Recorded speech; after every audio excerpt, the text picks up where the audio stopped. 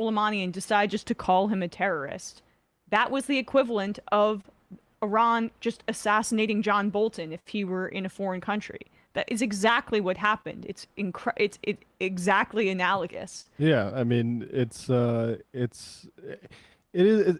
You don't play games where you don't want to like involve yourself. Like I don't know, just it's just an Play stupid insane. games, win stupid Yeah, prizes. like I'm just shrugging my shoulders over here because it's like this is the world that you are authoring, John Bolton. It's the same thing when he said, when he talked about the coups that he helped orchestrate, and he was like, "That's not for here.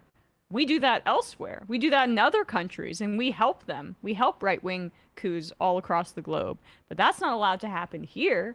It is fundamental to his worldview is that we are exempt from the standards that we apply to the rest of the world. It's like I can't think of anybody who personifies the arrogance of American exceptionalism more than John Bolton, but luckily he's not in Neither power could some anymore. Iranians, apparently. Yeah, I mean, the only reason that we did not enter into a massive conflict with Iran was because of Iranian restraint and because their leadership Yeah. was way more sound and thoughtful than the United States. And I'll just say I'll be in first in line to exhibit the same restraint on our end if that happened to John Bolton. Yes, exactly.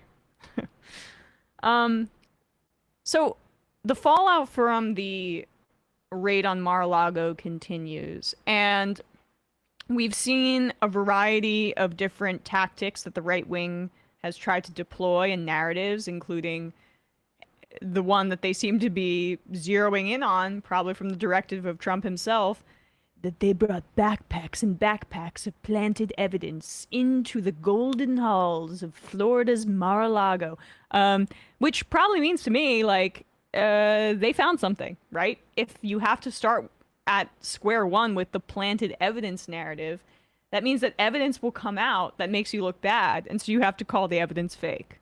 The electors are fake, the election's Yeah. fake. These fake call logs, they're faking these things. I mean, They brought it in with a backpack too. and that makes it shadier. Because it can only be documents, right? Like, what other objects are they planting in Mar-a-Lago?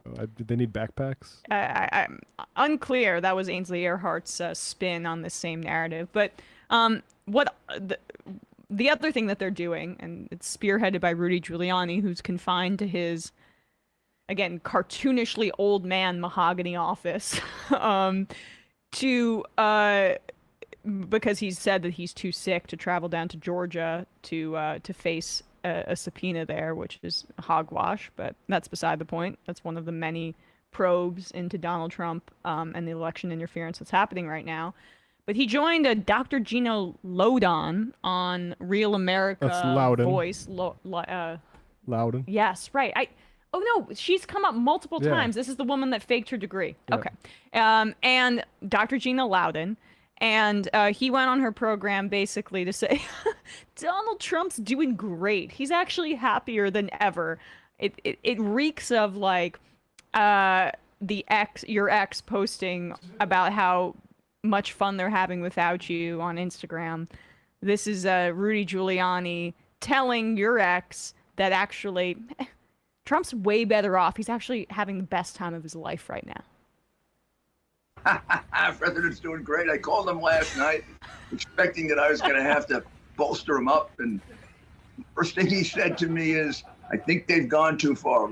I said, "I think they've gone too far too." This is going to sounds like him. Look at all those people in front of Mar-a-Lago. Look at all those people.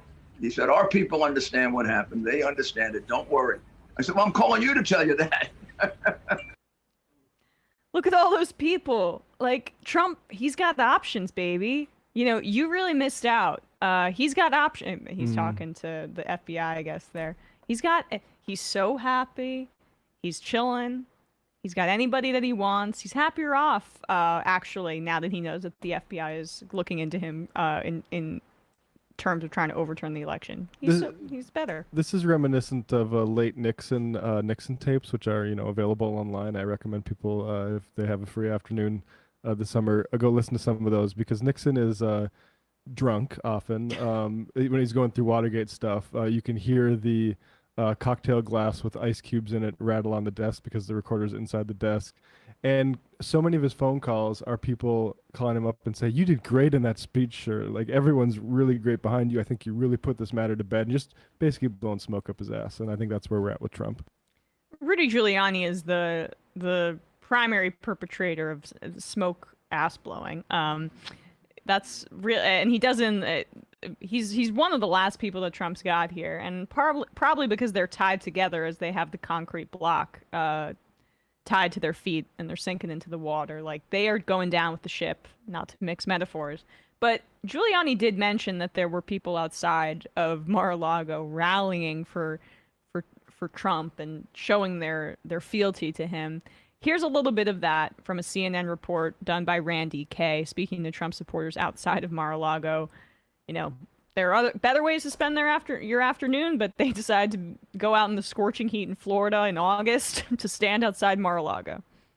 They didn't get it the third time with January 6th. I think they know they're running out of time there. They raid a home, and CNN cameras are there and some of his past people. They know what's going on. It's all for a show to make Trump so he cannot run again. You don't think that there was a real reason to come here? You think it's just a show? It's not even think. I know there's no real reason. I know it in my heart. I know it in my spirit. He has never lied about anything. I liked that phrasing at the end because she knows it in her heart. Does she have evidence to back this up? No. Does all the evidence show that Donald Trump lies probably more than he takes breaths in a day? Yes.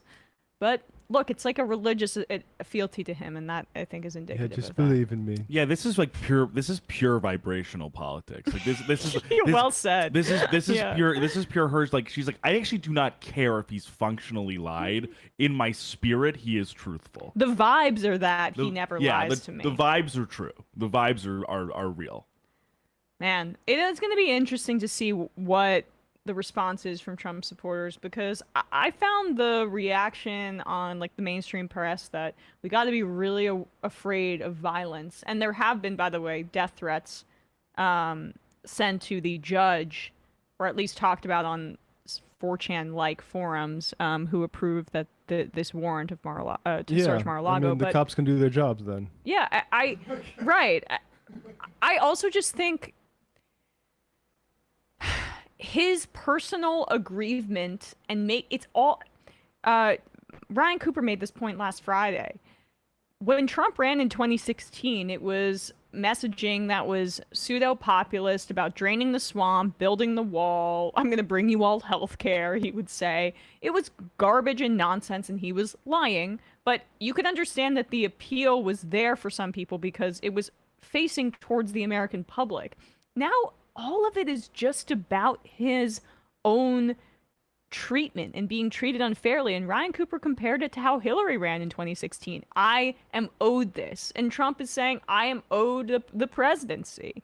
And it is the ravings of a lunatic, and it's the result of his massive ego.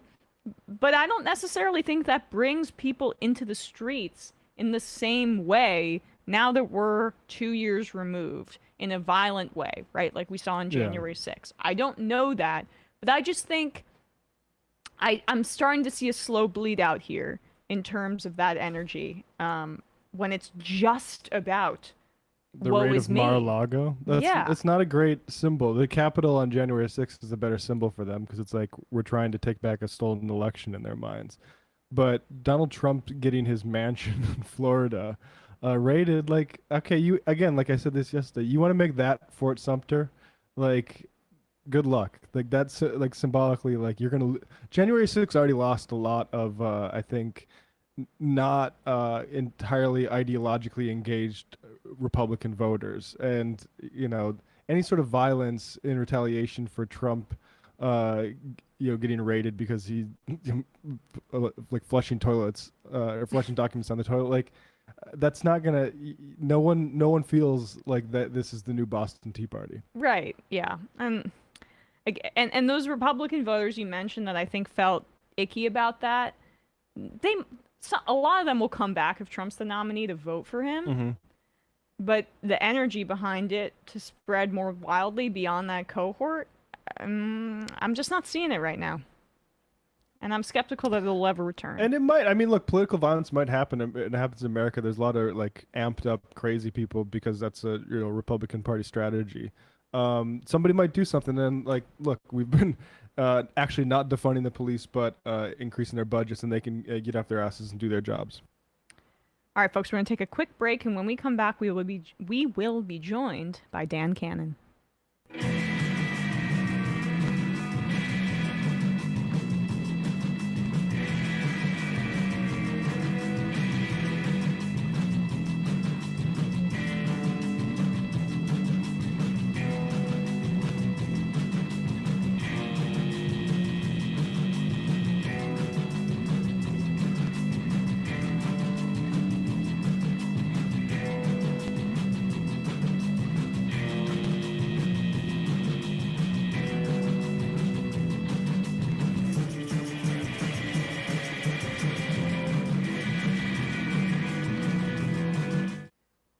We are back, and we are joined now by Dan Canon, civil rights lawyer, law professor at the University of Louisville in Kentucky, and author of Pleading Out, How Plea Bargaining Creates a Permanent Criminal Class. Dan, thanks so much for being here today. Hi, good afternoon. Thanks so much for having me. Of course. So let's give everybody a quick rundown of plea deals, if you don't mind, especially for listeners outside of the U.S. who might not be fully familiar with this practice, which is amazingly ubiquitous. How do they work, and how widespread are they here? Well, it's amazingly ubiquitous in the United States, right? We resolve about 97% of all criminal cases with a plea bargain. With a guilty plea that is usually a result of a bargained agreement between a defense lawyer and a prosecutor, right? And so sometimes they are wheeling and dealing about what charges a defendant ought to face. And sometimes we call that charge bargaining, and sometimes it's wheeling and dealing over what sort of penalties a defendant might face, which we call sentence bargaining. And it's important to understand that no place else in the world does it the way that we do, because we've given prosecutors so much leeway to use any sort of bargaining tactics, any carrot, any stick. And that's a lot of what's resulted in this high number of plea bargain cases. The rest of the world tops out at maybe 80% at the highest. But we're much higher than that. So a lot of this is due to immense prosecutorial discretion, and I think you could argue, I believe you do very effectively, scales tilted very much in favor of the prosecution, particularly when the defendant is poorer, and that's when they're more likely to take some of these plea deals. What are some of the power dynamics at play now that we're at this astronomical figure of 97% of guilty pleas coming through this process? Sure. Well, what you're looking at here is a system that has essentially been built for speed and nothing else, right? When people conceptualize what our criminal justice system is about, right? I should call it a criminal legal system because there's really nothing just about it. We think of, what we see on television. You think about trials and procedurals and these intense fact-finding missions and a search for the truth. When in reality, it's become a bureaucratic process, right? And what we've developed over the last 200 years is a system that operates on the principle of speed above all else. We are trying to convict as many people as quickly as we possibly can and sweep them into this massive criminal class.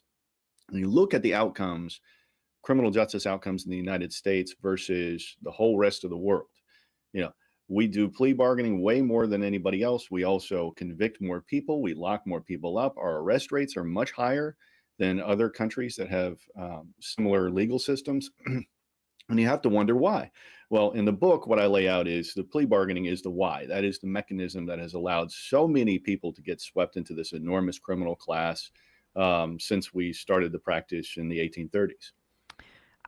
So let's go to the 1830s there, because that was so fascinating to me to do a dive into the origins of plea deals and how they came to be. I did not realize that it started in the 1830s, so in New England. Take us through that time period and how this began. It's very brave of you to ask a law professor to go all the way back to the 19th century and say, just go. I assume we have limited time on this segment, so I'll try to make it brief. Honestly, we don't. And so I would, this part was really honestly the most fascinating element to me. So I'd love if you could expand on this as much as you see fit.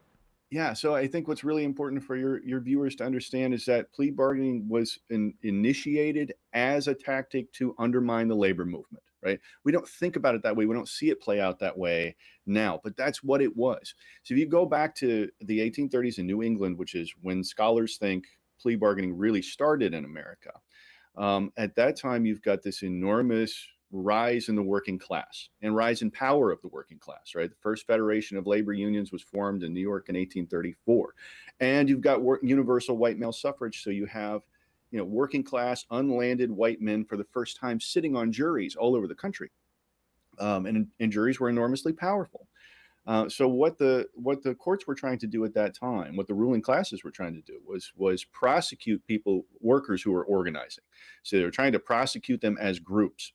And when they became too big to continue doing that, the courts had to find new strategies for sweeping lots of people into the criminal class, right? What they started to do was criminalize the behaviors of individual workers.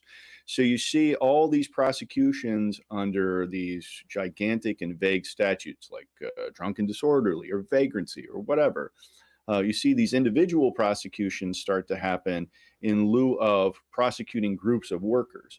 And what happens along with that, as a result of doing that, and by instituting plea bargaining, you're able to sweep the same number of workers into a big criminal class, so they're alienated from their communities and everybody else, and you take juries out of the equation, right? So the juries were becoming more and more sympathetic to working class people, and so there's like, well, okay, let's not have any more jury trials. Let's come up with a quick and easy way to get all these convictions. And we'll make it seem like the working class people that are getting charged with these things have a stake in the matter, that they can just strike a deal with the state, right? And over time, that grew into being the main method, really the only method at this point for resolving criminal cases. If you look at, our numbers essentially indicate that the jury trial, for all intents and purposes, is dead and has been dead since the early 19th century, way before women could ever sit on juries, way before people of color could ever sit on juries, right? The idea of a jury of one's peers has never really happened in the criminal context in the United States. That is, I think that breaks the brains of a lot of people, given the mythology about our criminal justice system in the United States. Like, I mean, I was just talking about Law and Order is being filmed in Brooklyn. I just walked by it today, going to work. And that's the entirety of our cultural perception about trials and the fairness of it, jury of your peers. And in 2022, they've largely been cut out of the equation. They don't happen. And because they happen so infrequently, think about the kind of juries that we do seat now, right? Back in the 1830s, you're just starting to seat working class juries, right? And before that, it was just a certain kind of person that got on a jury. And we like to think that we've evolved since then. But look at who sits on juries now. If you look at the statistics on who sits on a jury, it's mostly upper middle class white people who can afford to be there for X amount of days, right? And we have so few jury trials that we can be very selective about who ends up on a jury, and we are, right? There's a study out of Houston that says only 20% of the people who are called to jury duty in the first place even show up, because those are the people who can afford it, or who have, who are interested enough to show up, or who don't think it's just a drag and a waste of time, right? And those folks tend to be upper middle class white people, so they're the ones that end up on the juries time and time and time again. Again, you end up with these juries that look nothing like a cross section of the community, and certainly nothing like most of the people that are getting charged with crimes. And so let's go back a little bit to the labor movement discussion, and how, so in the 1830s, if I'm not mistaken, that the population in New England was starting to really explode pretty quickly because of the Industrial Revolution, which that's really when the United States labor movement does begin to develop. The juries then, with that new explosion of population, was it partly because the juries were beginning to be filled with working class people who were setting precedent that was beneficial to other working class people, and that was an attempt to claw that back? Yes, indeed. So you see two things happen in the 19th century, right, in New England specifically. At that time, juries were enormously powerful. So we think about, juries are very powerful now. It's the most power you can have for most of us as citizens. But back then they were even more powerful because they decided issues of fact and issues of law, right? Today we think of the jury as the fact finder. When you talk to lawyers about what a jury does, the jury is a finder of fact. And the judge decides what the law is. The judge gives the instruction to the jury about the law, and then the jury finds a fact. So, if the case is about whether or not somebody ran a red light, the jury determines the ultimate fact of whether or not that person ran the red light. Well, in the 19th century, they decided issues of law. So this is a terrible example to use for the 19th century, but roll with it. If they would have said that whether or not it was illegal to run the red light, right, in the first place, so they can determine issues of law. And it's very dangerous to give that kind. If you're the ruling classes, it's very dangerous to give that kind of power to regular working class guys who don't have land and who have unwashed, calloused hands and this whole thing. So they start to the first thing that happens is they take that power, the power to determine issues of law, away from juries. And you see in the literature at the time, like, juries are stupid, they're too dumb to do this stuff. Let's take this. Let's leave this power to the judges. And so all of that power to decide issues of law is consolidated in judges. And at the same time, they're working on ways to just take all criminal cases, all cases, period, but all criminal cases away from juries. And what I argue is that the plea bargain was the primary mechanism that they used to do that. Plea bargains are quick. They're easy. You go in for 2 minutes and you do a little bit of back and forth, and the state has a gun to your head. So you're going to take whatever offer they have on the table, and everybody's done. You don't have to go through the mess or the expense or the time or the embarrassment in some cases of a trial.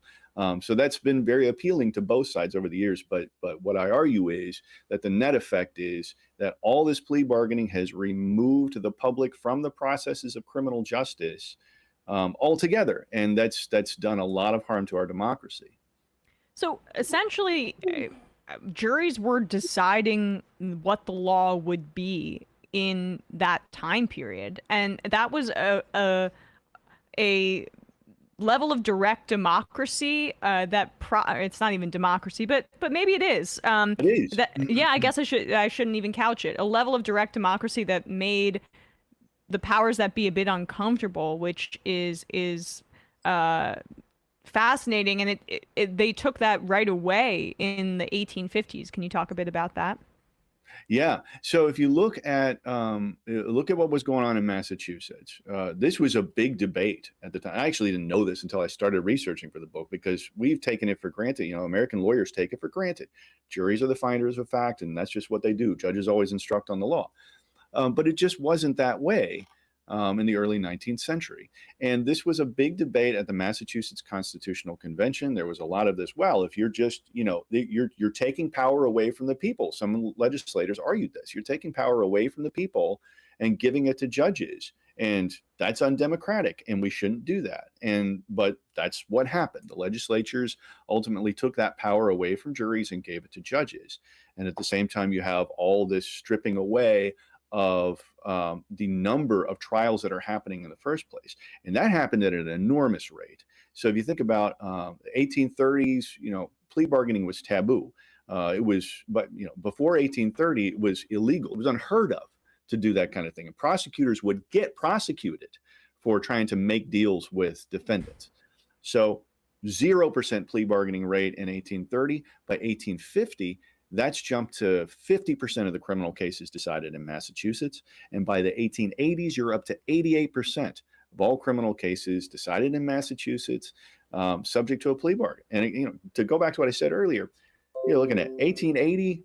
There's essentially no more criminal trials in Massachusetts, and women are not allowed to serve on a jury until 1950 in Massachusetts. So the idea that we've ever had a jury of one's peers in this country is ridiculous, because the practice spread like wildfire, especially during Prohibition, when everybody was just crazy for getting criminal convictions to go as fast as possible, because there was just so much new crime made all of a sudden as a result of the 18th Amendment. And what you've seen over time is just the almost the total death of the jury trial and the removal of the community from criminal justice. Was it always the case that the prosecution was essentially allowed to handpick jurors based on what they thought would be best for their case? Well, so there's always been a voir dire process, right? So that's something that we got from English common law, and that's been around for a long time. So the lawyers get to pick jurors, right? And they've had less leeway to do that for wrong reasons over time, right? So one of the things that if you look at where we were in the 1880s, right, when all these jury trials are disappearing, you also have a situation in which prosecutors and the lawyers that are trying the cases have a lot of leeway in terms of what jurors they pick. They have less now, but it's important to note that we started imposing those restrictions long after the death of the jury trial. So, for example, there's a case that every lawyer knows or should know called Batson versus Kentucky. And in that case, that was the first time that the Supreme Court ever said that a prosecutor or some other lawyer on a criminal case can't remove a juror just because of their race. Right. So in other words, these prosecutors were striking black people, using preemptory strikes just to take black people off juries. And the Supreme Court says you can't do that anymore. That opinion wasn't rendered until 1986. Right. Long after the death of the jury trial, for all intents and purposes in America, long after the beginning of the drug war, long after the beginning, the onset of Prohibition and all the things that drove the death of the jury trial and this sort of takeover of plea bargaining in the 20th century.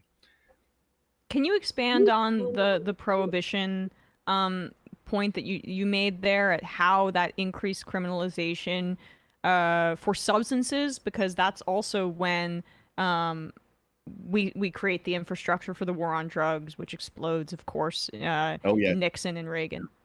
Sure. Yeah. So the federal government was not really involved in criminal prosecution all that much prior to Prohibition, right? So when Prohibition takes effect, prior to that time, crime is sort of thought of as a local problem. But then crime, in scare quotes, explodes overnight, right? And you have, President Hoover and all these other figures coming out and saying, look, we've got to do something about this, because now all of a sudden we've got all this crime, and we got to go after the bootleggers and the people who are enabling the bootleggers and the people who enable the bootleggers. And it's not just the bootleggers, folks. It's everybody. Everybody's doing crime everywhere. And so we've got to be able to stamp this out, and we got to be able to, due process is nice, but we've got to be able to do it quickly. So what happens is the federal government gets involved in criminal prosecutions in a way that it never had before. The agency that eventually becomes the FBI, it explodes. They add thousands of new agents to that. The federal prison population triples during the period of Prohibition. From I think by 1933, the population had tripled in just 13 years. And there's just all this capacity for the federal government to enforce these laws. And then Congress gets on board. It's like, okay, well, we've got all these toys, right? The federal government has this capacity now. We should start making more crime for them to go after and make it easier for them to do their jobs and prosecute under. So they're passing crime bill after crime bill after crime bill, even when Prohibition goes away. This is the important piece, right? When prohibition proves to be unsustainable, they take it away. But that next year, after the 21st Amendment passes, Congress passes 9 new federal crime bills, like these omnibus crime bills that will allow federal law enforcement this new mechanism that they've created for the federal government to enforce the law. Now it has something to do, right? Since prohibition's gone ahead, it needs something to do, so they pass all these new crime bills. And and President Roosevelt's Attorney General gives this address where he's like, well, look, the number one threat to the fabric of American society is narcotics. It's not alcohol anymore. Now it's narcotics, right? And that's sort of the beginning seeds of the drug war that really took off, as you say, during the Nixon and Reagan eras. And a lot of, I don't know if everyone realizes how in this time period too, specific drugs were stereotypically linked to different racial groups.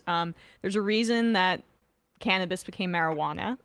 There's a reason that there were articles in Southern papers and also in Northern papers about, but I think particularly in the Louisiana area about black men who were able to stay up all night because of cocaine and rape your women, and then opium being associated with Asian American immigrants, and that was, I think, a way to launder that infrastructure from the Prohibition era as a way to target racial minority groups in this country. From even before the drug war, that was the infrastructure.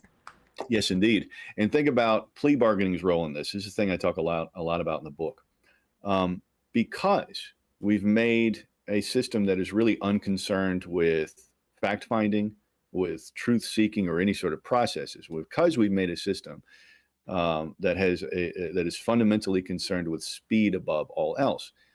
We've also, that requires a lot of discretion, right? A lot of discretion by law enforcement, a lot of discretion by prosecutors, because if the police go out to arrest somebody, they're pretty sure, right, 9.7 times out of 10, that arrest is going to end in some kind of conviction, because the prosecutor has so much power, right? So they're going to use some kind of carrot, some kind of stick. They're going to keep them in jail for forever, or they're going to jack up the charges, or they're going to do whatever to get them to plead guilty to something.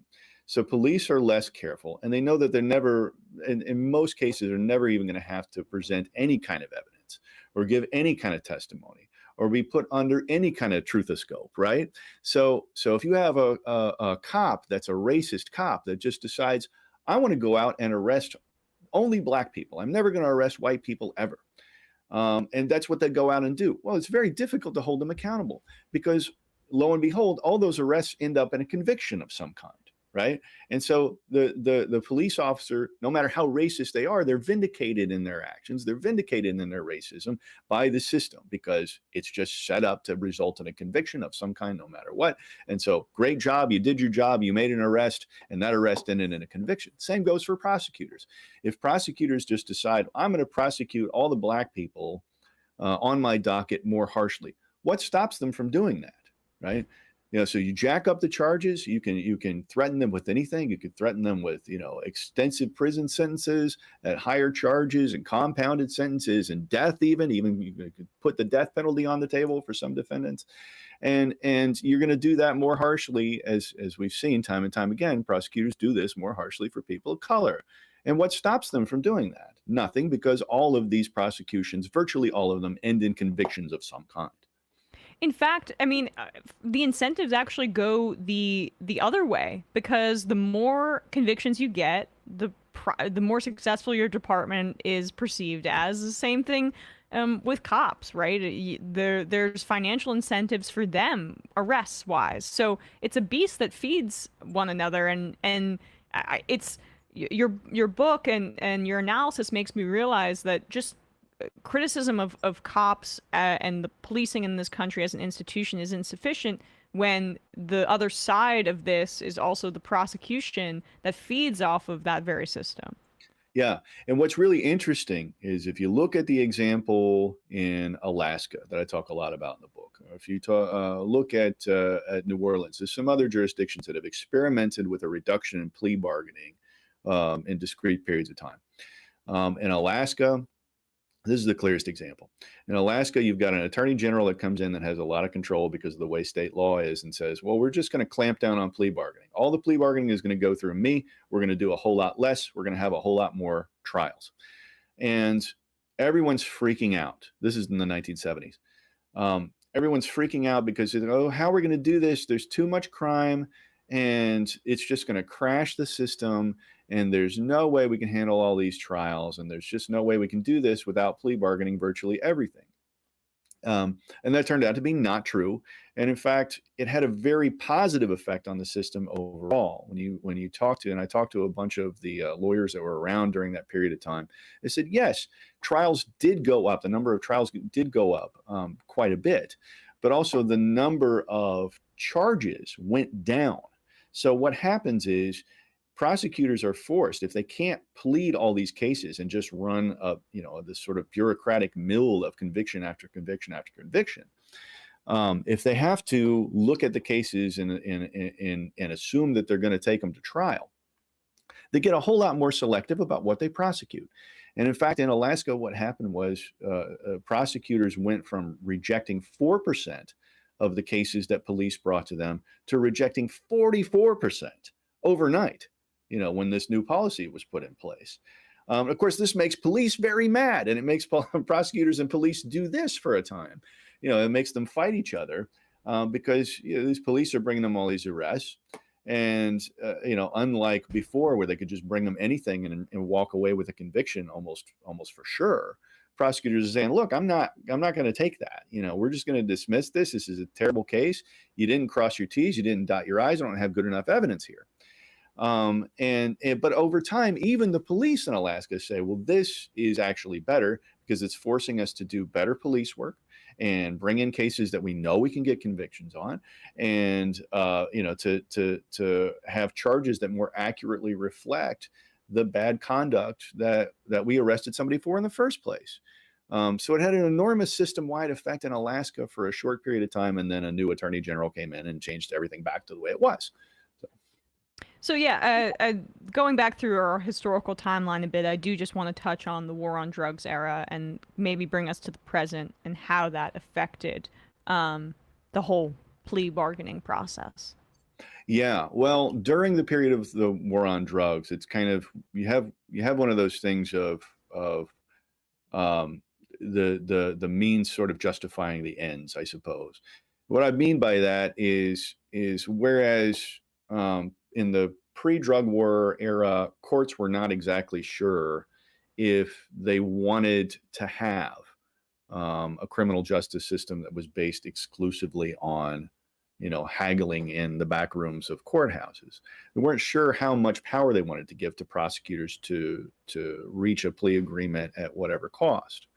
And so you see a lot of disagreement within academia. You see a lot of, conversation about this topic among lawyers on the ground. And there was a commission a national commission on criminal defense that actually recommended that all plea bargaining be done away with by 1978. Obviously, that didn't happen. The courts went the other direction. The courts were essentially issuing opinions, the Supreme Court especially, issuing opinions to accommodate the speed of the system, to make it easier for prosecutors to get convictions, to make it it easier for defendants to plead, or harder to resist to the plea bargain, I should say. And then finally, in the 1970s, you have this case called Bordenkircher versus Hayes. And what that case stands for, you have, and this is from right here in Kentucky, you've got a defendant who gets charged with cutting a bad check, with writing a bad check. And the prosecutor comes to him and says, you're going to do 5 years. You've got a prior felony from 10 years ago. So you're going to do 5 years over this bad check. And Mr. Hayes says, I don't want to do 5 years over this bad check. That seems a lot of time to do for an $80 check, And the prosecutor says, well, if you don't do 5 years, you don't take the 5-year deal, and these are his words, you make the court go through the inconvenience of a trial, then I'm going to hit you with this life sentence, right? And it's what we call the trial penalty now, right? For having the audacity to take a case to trial, you get hit with something even higher. So I'm going to hit you with these higher charges, these habitual offender charges, and you're going to do life. That's a mandatory life sentence. And Mr. Hayes says, thank you, but no thank you. I'll take my chances with the jury. The jury convicts him, and he gets a life sentence for an $80 check. And, this is just the way we do things now, right? Jesus, You talk to lawyers that are within the criminal justice system that have been doing criminal practice for a while. They know this is the way we do things, and we take it for granted. But back then it was controversial. This case goes all the way up to the Supreme Court, and the Supreme Court says, well, it's the prosecutor's job to get a defendant to give up their right to trial, right? To relinquish their right to trial. It's their job to bargain with them, and if the defendant doesn't want to make that deal, then that's fine. But you take your lumps, right? No matter what they are. So it's perfectly fine for you to get a life sentence for an $80 check. We don't see any problem with that. And that really throws open the floodgates. That's it. I mean, to my way of thinking, we don't teach that case that much in law schools. But to my way of thinking, that is a turning point in American history, because whatever resistance there was that courts had or prosecutors had to just no holds barred plea bargaining at that time went away after the Hayes case. Well, it is a fundamentally imbalanced contract between somebody who's been arrested, has a criminal record hanging over their heads, and a prosecutor who has immense discretion and has the ability to put that person in prison. And it seems like the way that it's been treated it's like it's a freedom of contract in between two parties, informally, really, within our own judicial system. But there's this retaliatory element that is completely accepted. Like, you made my job harder by exercising your constitutional rights. So here you go. This is what you deserve. Yeah. The courts that have tackled this have come to a place that I think is very silly over, since the Hayes case. And, that's within the last 50 years. They just say, well, this is a contract between the state and the defendant. And it's just like anything. It's like buying a used car, or like, haggling over the price of a DVD at a flea market or something like that. Only we're talking about decades of someone's life. Yeah. And you talk about retaliatory measures. And I tell people, I've been doing this book tour, and I tell lay people that, prosecutors can threaten a defendant with death if they exercise their right to a trial. Like, yeah, that's hyperbolic, Canon. That's very funny. You don't mean to say that a prosecutor can actually threaten someone with death, like actual physical death. But that's exactly what happens. And criminal lawyers just sort of take this for granted. If you don't take the deal that's on the table, the death penalty gets on the table. And that makes the stakes even higher, right? Because then you have to have a death qualified jury, and it gets very messy. And the likelihood that your client's going to get popped, at least with a life sentence, let alone death, by a jury like that, goes up exponentially. And the statistics on this, there's a lot of chilling statistics in this book. But the statistics on this one really have stuck with me. 75% of all the people that have been put on death row since the 1970s, 75% of them could have avoided a death sentence by taking a plea offer, right? By pleading guilty. In other words, if they'd have taken the offer that the prosecutor put on the table, usually a life sentence offer, right? If in the cases of terrible murder. Prosecutor offers life. They say, no, I don't want life. I want to go to trial. Then the death penalty gets on the table, right? 75% of those cases are like that. And you think about the people that, if you oppose the death penalty, which I do, you still want to think that, all right, we have this terribly outdated thing that we do in the United States. We put people to death, but it's only reserved for the worst of the worst of the worst people who commit the most heinous crimes. But if you think about the people who refuse to take the offer that a prosecutor gives them in a serious murder case, it's usually either the criminally insane, and there are people out there like that, of course, or people who are factually innocent, who really didn't do it, right? And so I think if you look at those numbers, you look at those statistics, it suggests something very different than we're just putting the worst of the worst to death. So I guess would be a good time to talk about the second part of your title, the creation of a permanent criminal class. What are some of the other jarring statistics about the result of this system, and what are some of the ramifications that I know some people might be familiar with, but taken in totality, this entire population that's gone through this system, what are the effects? So I think maybe a good way to frame this is by looking at the difference between arrest rates. If you look at the arrest rate in the United States versus other common law countries, other countries that have legal systems similar to ours, Canada, the UK, Australia. Look at the arrest rate in the UK. It's 1,400 people, roughly 1,400 people per every 100,000 get arrested every year. Right? In Canada, it's 600. Right? 600 people for every 100,000. For us, it's 3,000, more than twice what it is in Britain. Right? And so you look at those kind of statistics and you think, well, what's going on here? Is there something? I think you come to one of two conclusions. Either there's something special about Americans that makes us uniquely predisposed to criminal behavior. It's too much sex on TV. It's violent video games. It's high fructose corn syrup, whatever it is, right? Or you can accept that there's a mechanism that is making more criminals faster in the U.S. And my argument is that mechanism chiefly is the plea bargain. There's a few of them, but the plea bargain. Or it's just people's pathology here in the United States. We're just we're just full of criminals and we all suck, right? Apparently. Yeah. We're just we're fundamentally different as human beings from people in Canada and the UK, and that's just how they are. We're just more likely to be criminals. It's all the freedom in the water. Yeah, that's right.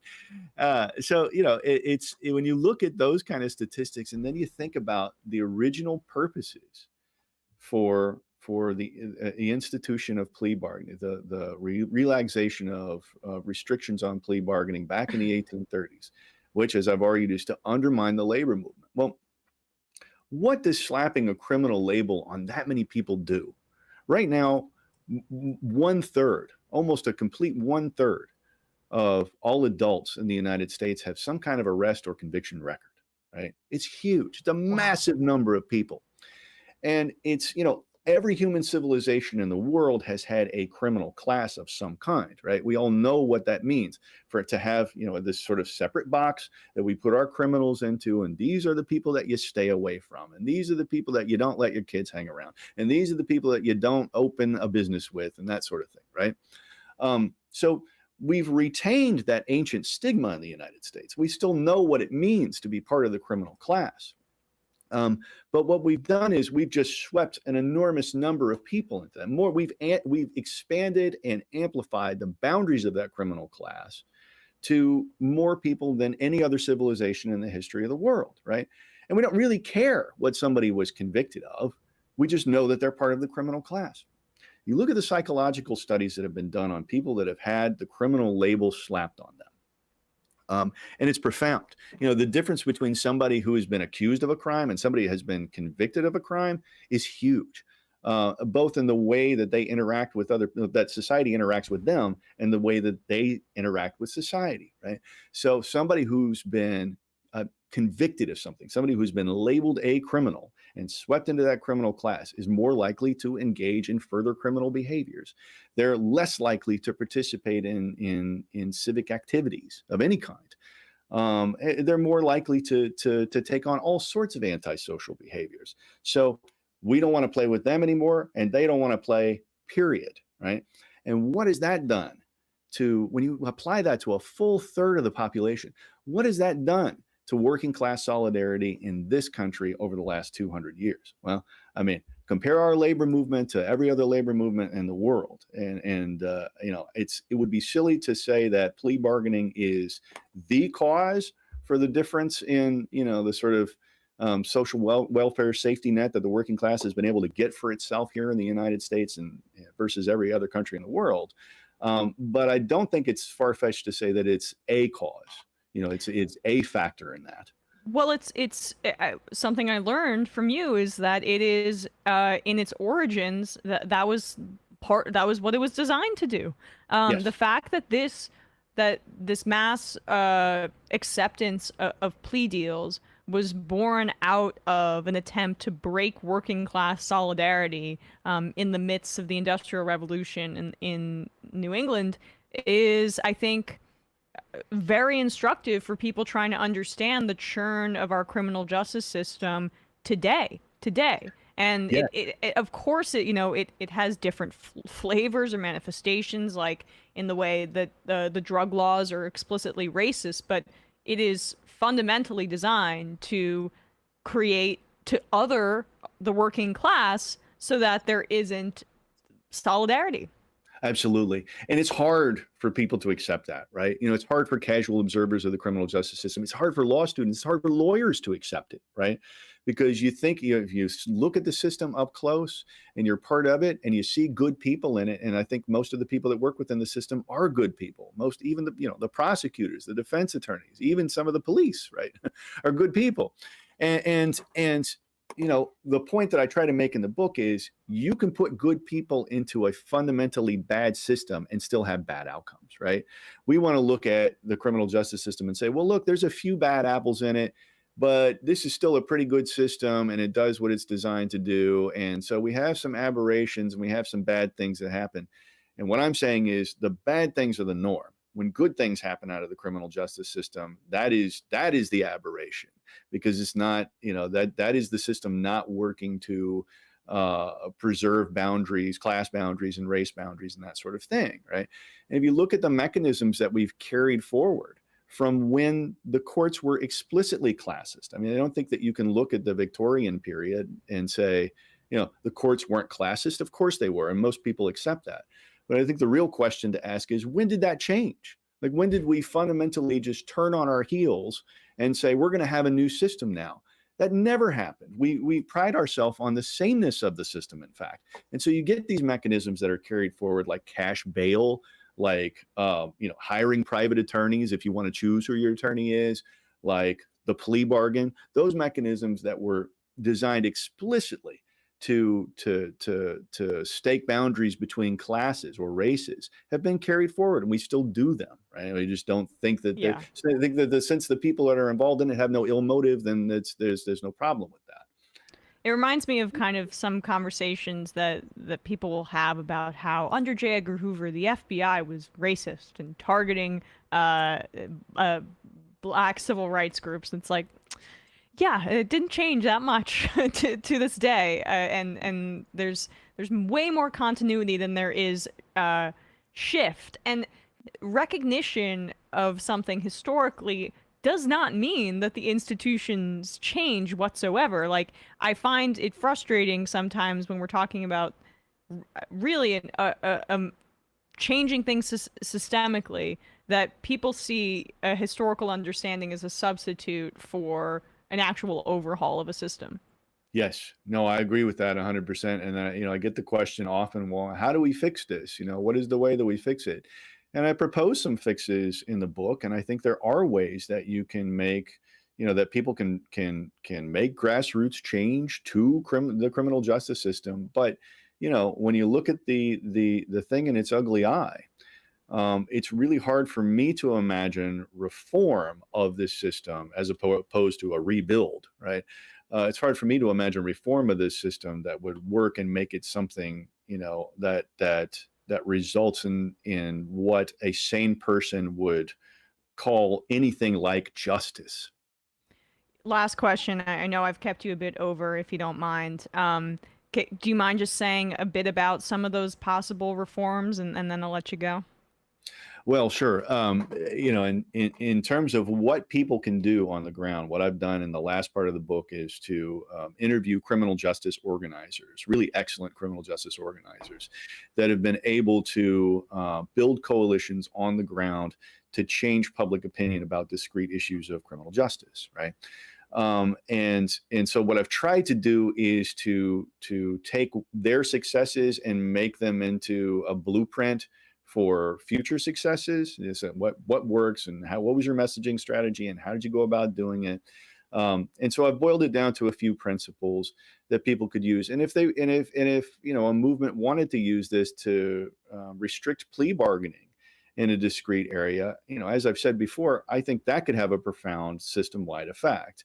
If you increase the number of trials in an area just by 10 to 20%, we're at 97%, right? So if you go up to 90%, right, or 85%, you've doubled or tripled the amount of resources that it takes to administer criminal justice. And it forces the system, the sort of prevailing wisdom, as long as I've been an attorney, is, well, that's going to crash the system and it's going to cause criminal justice to come to a screeching halt. But what history shows is that that's not what happens. The system adapts and the system becomes smarter, and it forces prosecutors to develop priorities that are more in line, I think, with community norms and mores. Dan Canon, civil rights lawyer, law professor at the University of Louisville in Kentucky, and you could get his book everywhere where books are sold, Pleading Out, How Plea Bargaining Creates a Permanent Criminal Class. We will put the links to your book, Dan, in the podcast description, YouTube description, others as well. I really can't thank you enough for this discussion. I really, really enjoyed it very much. Thank you so much. It's been a pleasure. All right, folks, with that, we are going to wrap up the first hour of this program. We will be heading into the fun half, taking your calls. But first, Matt, what's happening? I resist even saying this because it seems like it's, Sam's catchphrase, but the Matt Leckian media universe. Yeah, so we had Ben Spielberg on to talk about the Infrastructure Reduction Act and why the climate stuff is maybe a little bit underwhelming, and probably the best thing is the tax sort of enforcement. We support that here. We're authoritarian that way against people with money. And also we talked about how the progressives need to figure out how to grow a backbone. So it's, Bernie Sanders that they're going to figure out what is going to be changed about the bill at the end of it, and not Manchin and Cinema. And also tonight on both This Is Revolution and Left Reckoning's YouTube pages, we're going to be doing a new bi-monthly installment of Revolutionary Reckoning, where we just hang out and chat about the news. So check that out. It's on both, again, like Left Reckoning YouTube channel and the This Is Revolution YouTube channel. So that should be fun. David and I are both going to be hanging out with, I think, Pascal and Jason, maybe Gene. Oh, nice. Yeah, so. Awesome. By the way, folks, Matt Binder is out this week, so we will just be joined by Brandon Sutton, and we're going to be joined by him shortly. We have him in the waiting room, and we will hear what's happening on the discourse. But for Matt Binder and Absentia, check out Doomed, check out Scam Economy, especially if you want to rip into the crypto world for Scam Economy. It's a fun time to do that. Can we need a 2-shot here, I believe? Yeah. All right. For now. We'll do this for now. What's up, Brandon? Nice Brandon. Kowalski shirt. Oh, thank you. Is that what this is from? No, Yes. I wear know, that shirt to bed many nights. I appreciate it, Kowalski. Thanks so much for the merch. I do too. I also want to say I appreciate it. It looks great. It really hugs my torso nicely. And so I appreciate you sending it out. It's very soft, very breathable. Do you work out? I try not to, but sometimes the call to the gym is just too much to ignore. What's happening not at your gym, but over on the discourse? Well, I think of the discourse as my mental gym, where I work out my brain muscle. Insufferable. The largest muscle in the body, for those of you who don't know. And this week we'll probably be talking about, because we have not met yet to discuss the happenings of this week, but we'll be talking about the raid, unjust or just, of our former president Trump's Mar-a-Lago golf estate. And, I'm sure that will be a very tense conversation because of our differences of opinions on the criminal justice system. Very, very interesting. Embrace debate. So. You got to embrace debate. You got to, I forgot, I don't know what it's called, that UATX, rational theory syndrome or whatever. I don't know. But yeah, embrace debate. That too. 646-257-3920. We'll be reading your IMs and taking your calls. See you in the fun half.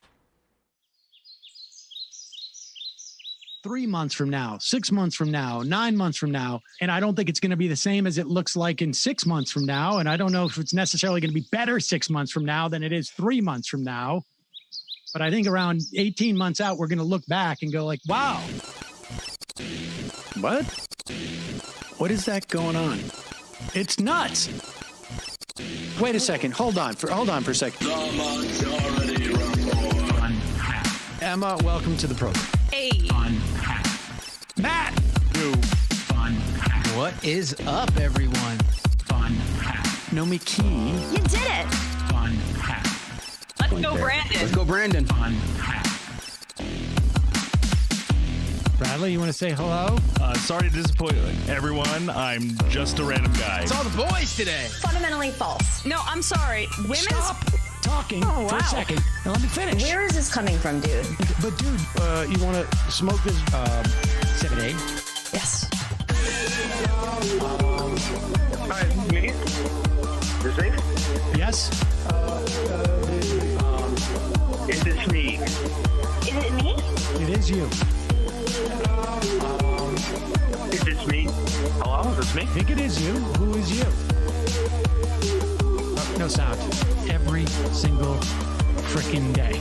What's on your mind? Sports. We can discuss free markets and we can discuss capitalism. I'm gonna go throw up. Libertarians. They're so stupid, though. Common sense says, of course. Gobbledygook. We fucking nailed him. So what's 79 plus 21? Challenge Matt. I'm positively quivering. I believe 96, I want to say. 857-210-35. 501. 1/2. 3/8. 9/11, for instance. $3,400, $1,900. 5, 4, $3 trillion sold. It's a zero-sum game. Actually, you're making me think less of it. But let me say this. Poop. Call it satire. Sam goes to satire. On top of it all, Yeah.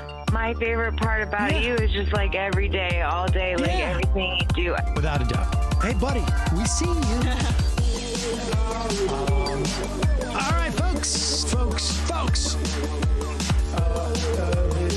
It's just the week being weeded out, obviously. Yeah, sun's out, guns out. I don't know. But you should know.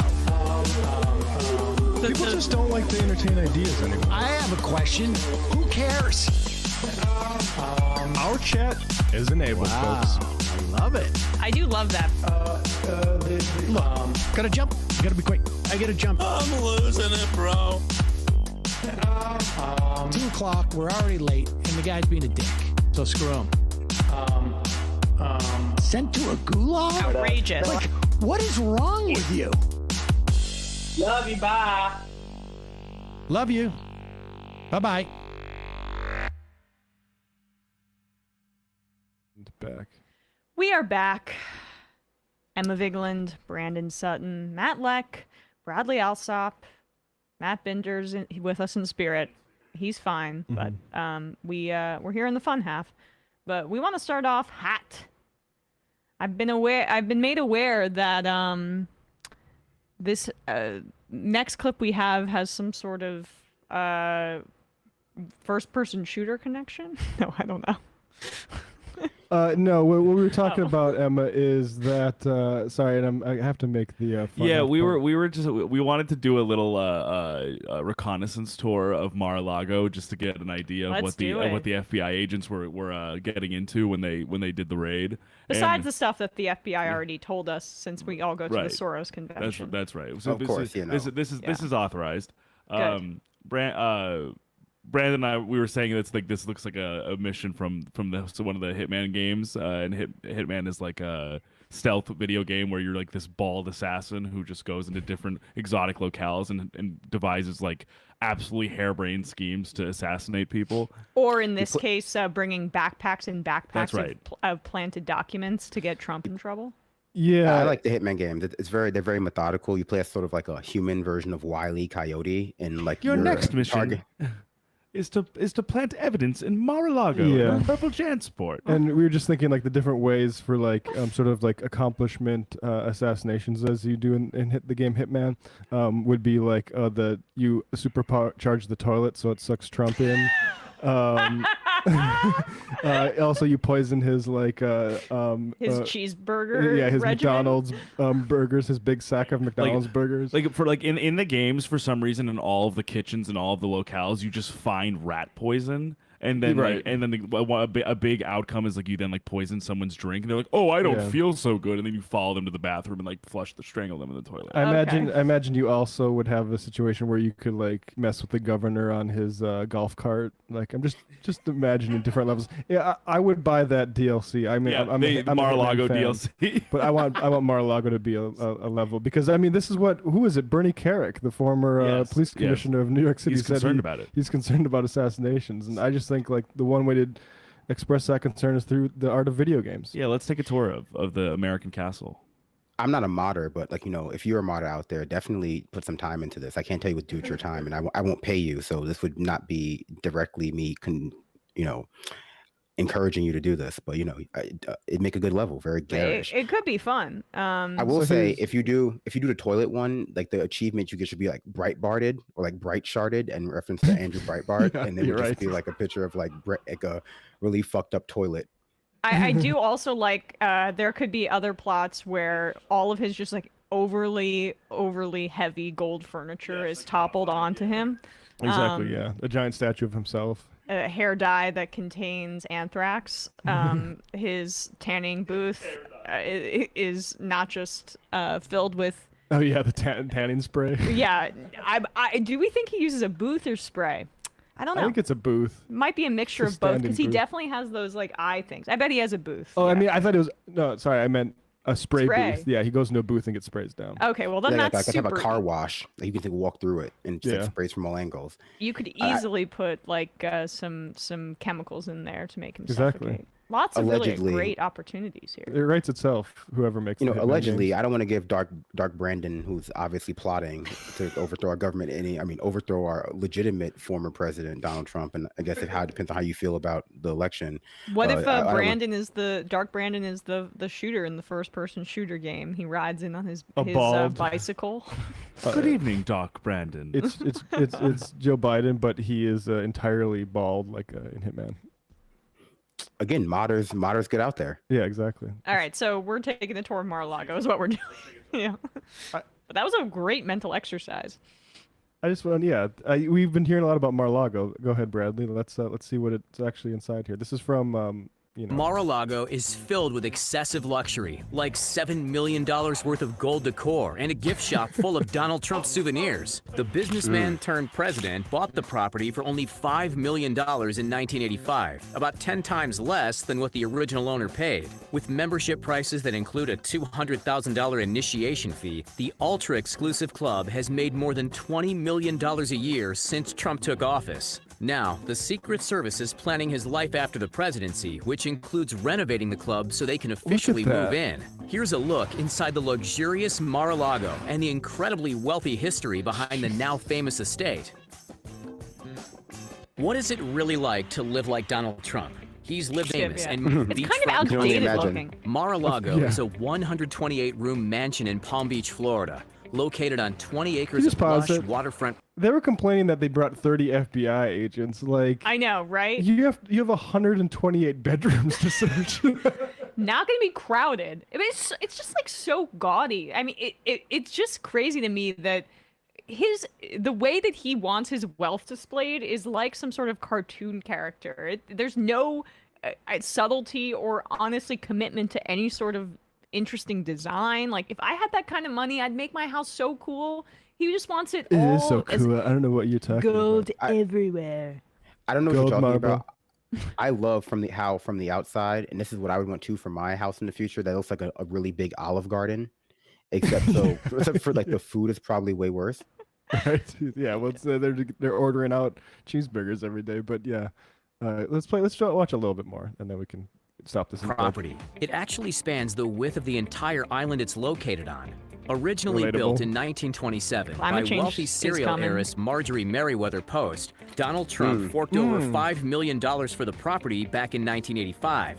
By 1995, All right, can you pause it again? Like, again, I cannot believe he bought that for $5 million. That's actually a great deal. I Yeah. wonder why.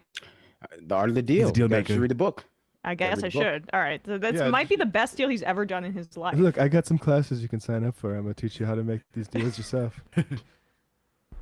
Turn the estate into a full-fledged and ultra-exclusive club modeled after European palaces. Trump nicknamed the property Winter White House, which is fitting since Post had originally wanted her estate to be used as a seasonal retreat for sitting presidents. The resort is now estimated to be worth between $200 million and $300 million, thanks in large to Trump's luxurious taste and extensive renovations, and the fact that it's huge. It has 58 bedrooms and 33 bathrooms. Oh my One of God. the first things Trump did to the mansion after buying it was build a 20,000 square foot ballroom with $7 million worth of gold leaf decorations. He married Melania in this ballroom and often references the wedding's famous guests, like his political opponent Hillary Clinton. Get her. Trump's love for gold doesn't stop there, though. He also spent about $100,000 on 4 Look at that gold-plated crab. sinks and It's decorated the mansion's disgusting. many It's so rooms with gross. lots of chandeliers, 16th century Flemish tapestries, and unique Oriental rugs. There's also an expensive 1927 Steinway baby grand piano worth somewhere between $70,000 and Okay, that's probably- $150,000. Did you guys ever go to the bar Oscar Wilde in Chelsea? Yeah, I've been there once. I think we talked about this actually. It looks like that, which is meant to be with kitschy. with way more of a budget.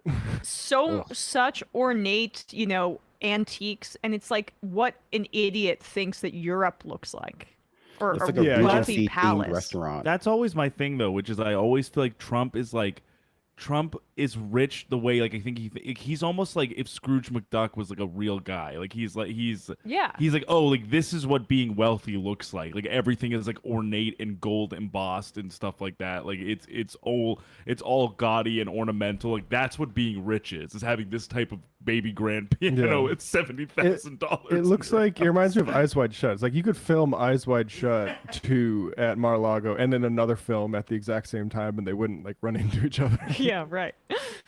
They should Like make Barry a Lyndon or sequel something. to The Shining, and in there, like you just get stuck in Mar-a-Lago in the off season, and you go slowly mad as the Regency theme, because that's what it feels like. It's because it's so gaudy Right. and so just like overdone. It doesn't feel authentic. Which I mean, who's to say what is and is not authentic? This definitely goes over the over the line, I think. And so Yeah. it just makes it seem like cartoonish. It seems like a theme restaurant as opposed to like any kind of actual luxury. I No do work like and the no play. concept of like in this first person shooter game you have maybe some jump scares of people that come out to get in the way between you and Trump, and it's all just women with like bandages on from facelifts who are 80 years old. Huge MAGA hats. Or like you're really like beleaguered servants. Yeah. Now that I've seen it, it looks literally less like a hitman level, because of it. Those are designed well and look nice. Usually like the huge Yeah. French chalet that they Right. have in the first one, and looks much more like a Dark Souls level because of how huge it is and how like Overdone. twisted and perverse, like overdone. It's like, look at this decadence, you filthy unborn, or whatever Yeah. the new thing will be. Just an entire room of like silver and marble.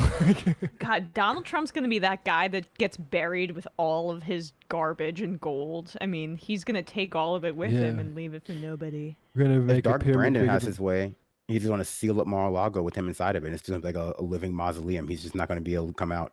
Dark Brandon Tomb Raider. Give me some of that gold and I'll pawn it for other things, please. relatable populist guy whose house spans an entire island in Miami. Oh, come on, man. I really hope that climate change does away with that thing. Oh, that'd be first. beautiful. Beautiful to see that thing flooded. Why doesn't he sell his property and move somewhere else? Yeah, people saying like Luigi's Mansion co-star in the chat. That's a classic game.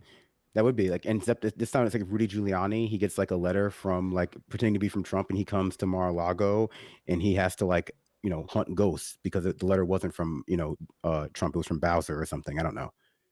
It really is some sort of like just a mausoleum waiting to happen. That place. Oh man.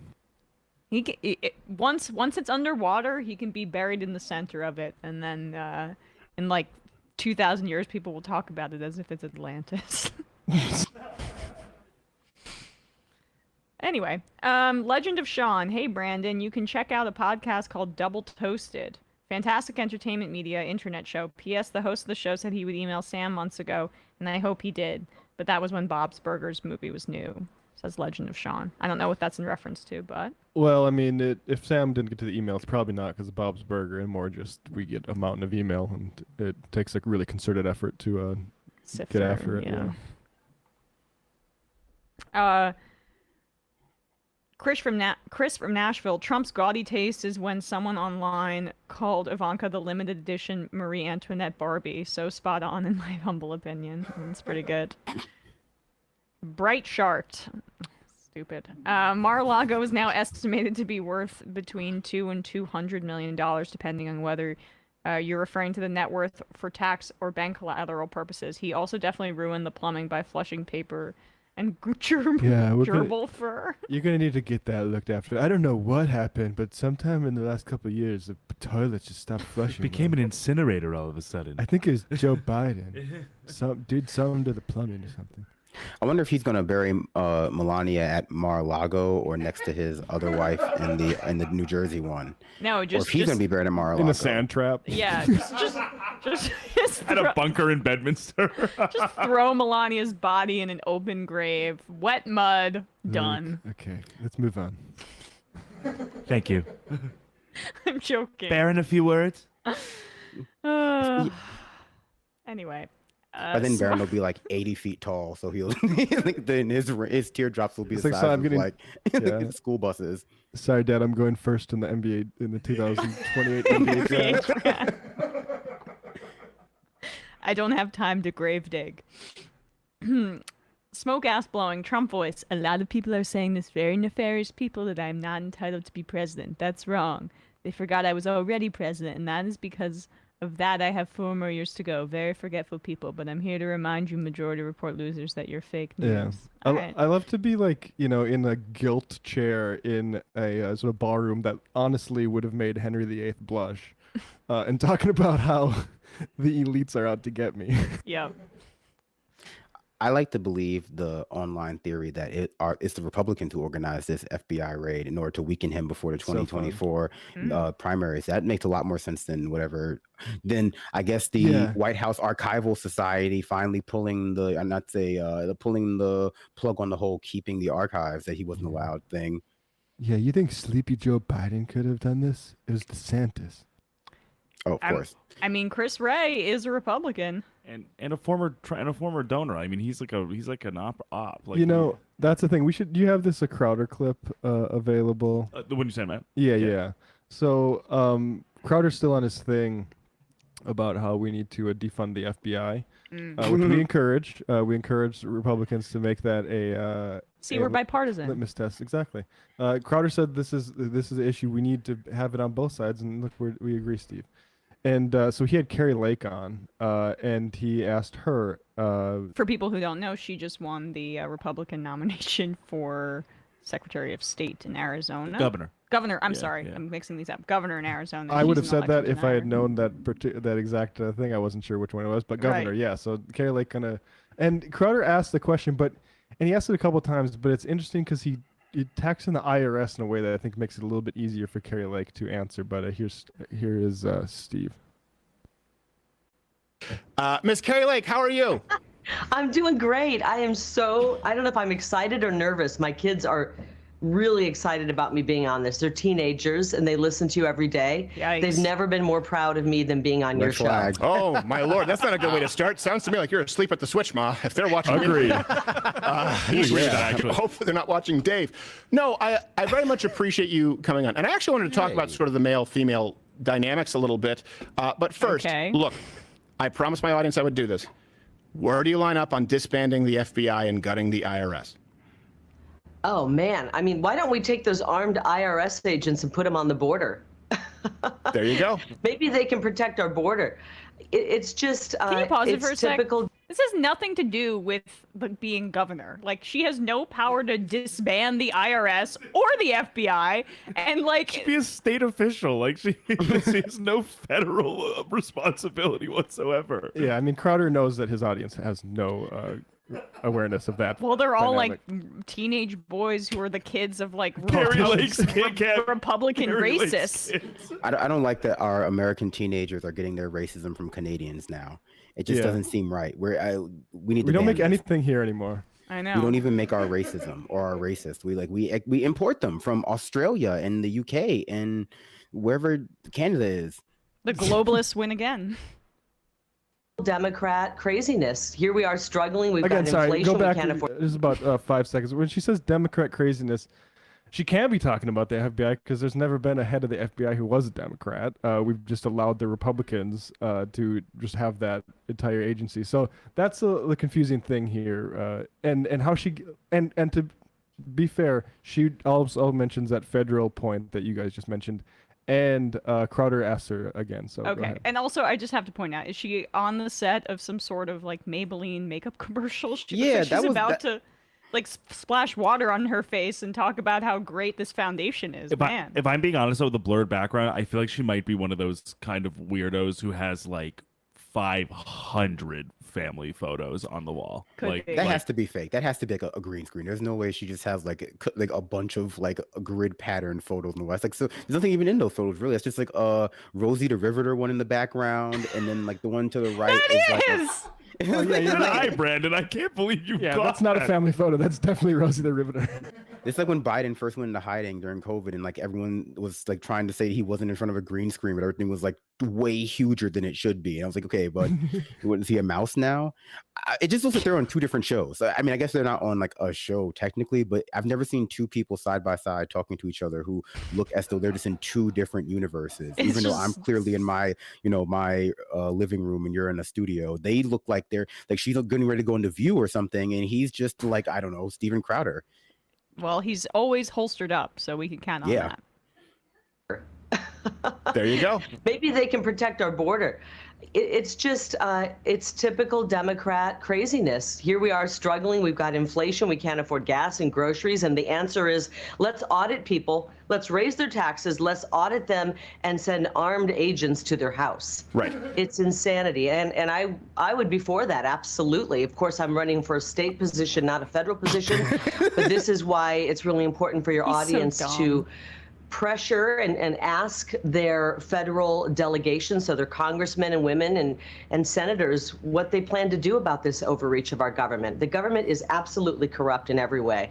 Yeah, I agree. By the way, I should let our audience already knows, but of course you're running for Arizona governor, just won a primary. And by the way, I was watching Maricopa going, I thought, it wasn't going to end up on the up and up. So I'm glad that you did win. But I really think it's important for our representatives, governors, senators, everyone to try and apply pressure to Republicans with national influence to disband the FBI, to make sure that we reduce the scope of the. He's covering his ass because he asked a question that has no relevance to what she would actually be doing. I also like, what was that noise? Oh, God. He literally was like, that's what you were like? Man. Yeah, it's funny that these guys like try to act like they're independent of the Republican Party, but like they are so invested in the success of this. Also, government corrupt in every way, Carrie Lake. How about Border Patrol? Are they corrupt? Are we gonna guess not there? Yeah, exactly. And just like, yeah, one last point about that. There are no armed FBI or no armed IRS agents coming for people. And I just said this in headlines today. Janet Yellen says that the new money that they're getting in this enforcement from the IRA is only going to go towards people who are tax dodging, who make over $400,000 a year. So yeah, I mean, they quote some language in a bill that says like you need to have a certain level of physical fitness and firearm proficiency. So they really freaked out about it. And I'll just say, look, if enforcing tax cheats on people like, Steve Carter says he doesn't like people like Bill Gates or these George Soros type figures, but any of these super rich people, you know what? I think the IRS can have a gun. I don't think they're going to. The DEA has like, automatic weapons and battering rams. Yeah, so. I don't really, I'm not really concerned about the IRS. The IRS is the agency who I want to see militarized because we need to be taking on tax cheats in a very real way and implementing more wealth taxes. So Steven Crowder might not like that in his fans, but I think that's where we need to go. So I support it. I think you're too willing to, sign off on the oppression of all of those small business owners implicated in the Panama Papers and the Paradise Papers. Right, exactly. All those small business owners who are merely trying to make it month to month in their Mar-a-Lago estates. Yeah, yeah, those bakers, all the small people who own one small bakery in a small town, just making like birthday cakes for just the people in the town, and all of a sudden, and they just try to do some investment and move some money around, and all of a sudden they're implicated in money laundering. It's horrible. You know, and that bakery is like BlackRock or something. BlackRock Bakery.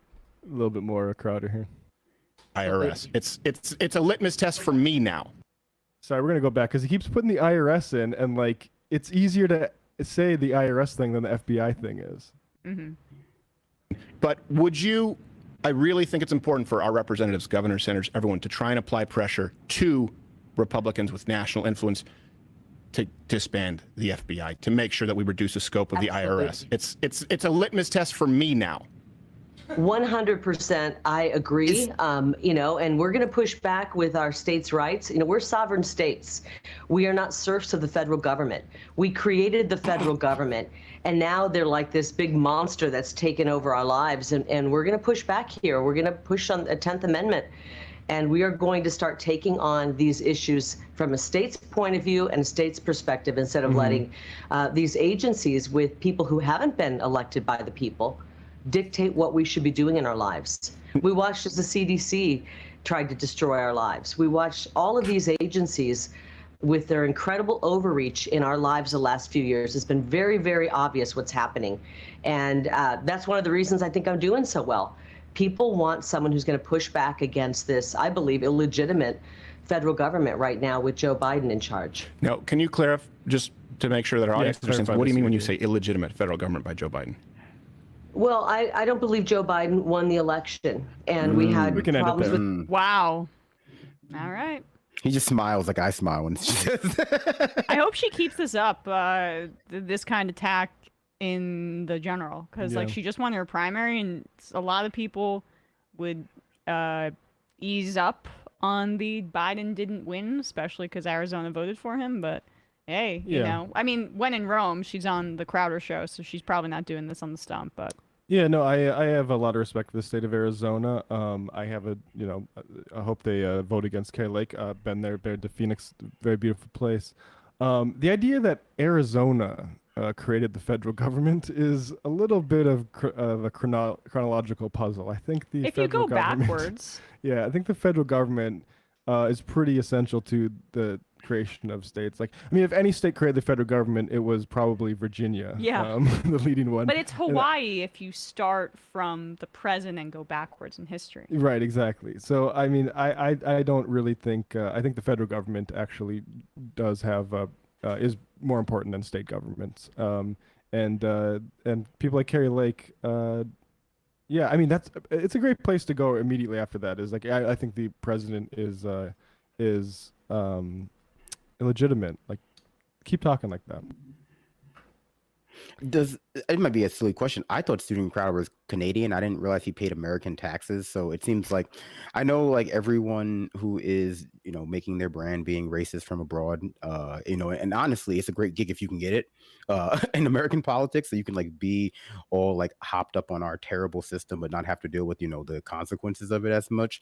But like, certainly I think a foreign national who doesn't pay American taxes being obsessed with the IRS going after American tax dodging is a bridge too far when it comes to like credibility for like not being, you know, just a basically Republican stooge, but somebody who's just so concerned about tyranny and so concerned about like the global spread of tyranny. And it's just clear that these people are like, you know, Republicans abroad who have never been allowed to and probably won't be allowed to like ever, you know, meaningfully vote in these elections, but of course they want to, you know, be allowed to share their ideas and make our country a worse place for profit. Yeah. And I mean, really just defending people who dodge taxes, like wealthy elite folks. I mean, and pretending it's the regular Joe that this is going to happen to. It's the same thing like Donald Trump's the populist as we tore the gold-plated walls of Mar-a-Lago. Yeah, if it could happen to Trump, the FBI raid could happen to Trump, it could happen to you. No, that's no. No, like the thing is like if the FBI is having to raid super wealthy folks like Trump, it means there's a lot less resources to go around for the normal folks. And that's look, we could create an FBI that we love, I guess. I mean, I don't really believe that, but a IRS that is if we can all just agree that it is bad to go after normal folks who say like make under 200,000 or whatever the cutoff is, and those new IRS agents can just go after rich people, I think we can all agree with that, right, Stephen? Well, I think that's a really important point you sort of like touched on there about, and also like Steven Crowder kind of hinted towards like this fake Republican position that they want to disband the FBI as a result of the few instances where the FBI or the DOJ or any of these like ABC agencies go after a far right group or a far right demagogue is, something that people who are like willing and overly willing, I would say, to like look for commonality between the left and the right, like highlight as some kind of bridge that we can like meet in the middle on. And it's clear that they want to replace that. They want to, insofar as they want to get rid of the FBI, it's only to replace them with a more explicitly Christian fascist organization that instead of like just de facto mostly going after the oppressed and downtrodden and underclass, that's just like their literal mandate. And so they don't have to worry about instances like this where like they, become the one situation where like, when Dinesh D'Souza goes to jail for a campaign finance fraud, like they don't have to worry about those situations. I mean, Kari Lake literally said, yeah, let's get rid of the IRS agents and make them border patrol agents, which if people understand like the border enforcement zone, which is like, I think like 100 miles within the border, which is, that's not just like the northern strips of Montana and North Dakota and southern like Rio Grande area. That is New York. That's any place on the Great Lakes against water that eventually goes into international borders. ICE, it can just go off, and they have very little. They have a lot more sort of. I mean, it's crazy that it's constitutional. It's a 20-year-old agency, by the way, too. Right. Right. Like people pretend like ICE is this institution created by the founders. We've naturalized it just because it was a post 9/11 creation, and these freaks, as soon as you give them a crack in the door, they want to expand it to a police state more broadly. Yeah, and also like, go ahead, Brendan. I was gonna say, and also like in their minds, as just like based on what ICE and and DHS's mandate is, it's like it's the most like racially explicit in its targets because of the way we conducted the war on terror, because of the way we racialize immigrant groups in this country. And so when people talk about ICE or DHS being the sort of pinnacle of law enforcement in this country, it's usually because of what they perceive to be their targets, which are like minority groups. And that's why, every so often people will find out that ICE or INS or DHS is going after illegal Irish immigrants in this country in like a Boston area, and there'll be a handful of articles like, oh my God, did you know that there are white immigrants here illegally too? And it's just like, yeah, there are a lot of undocumented workers in this country who are here without paperwork. And that's why these sweeping mandates that paint them all as like criminals or even wrongly paint them all as like, Hispanic end up like creating a lot of not gray areas, but a lot of like gaps that people find themselves falling into. Yeah, I just wanted to give the facts on this. What was it called? The border enforcement zone. ACLU has a doc on it because there was some maybe a little bit of hyperbolized claims about it, but still effed up. So 100-mile border zone. The Fourth Amendment of the United States Constitution protects people from random and arbitrary stops and searches, although the federal government claims the power to conduct certain kinds of warrantless searches within 100 miles of the U.S. border. Fourth Amendment protections still apply. But this is basically like, border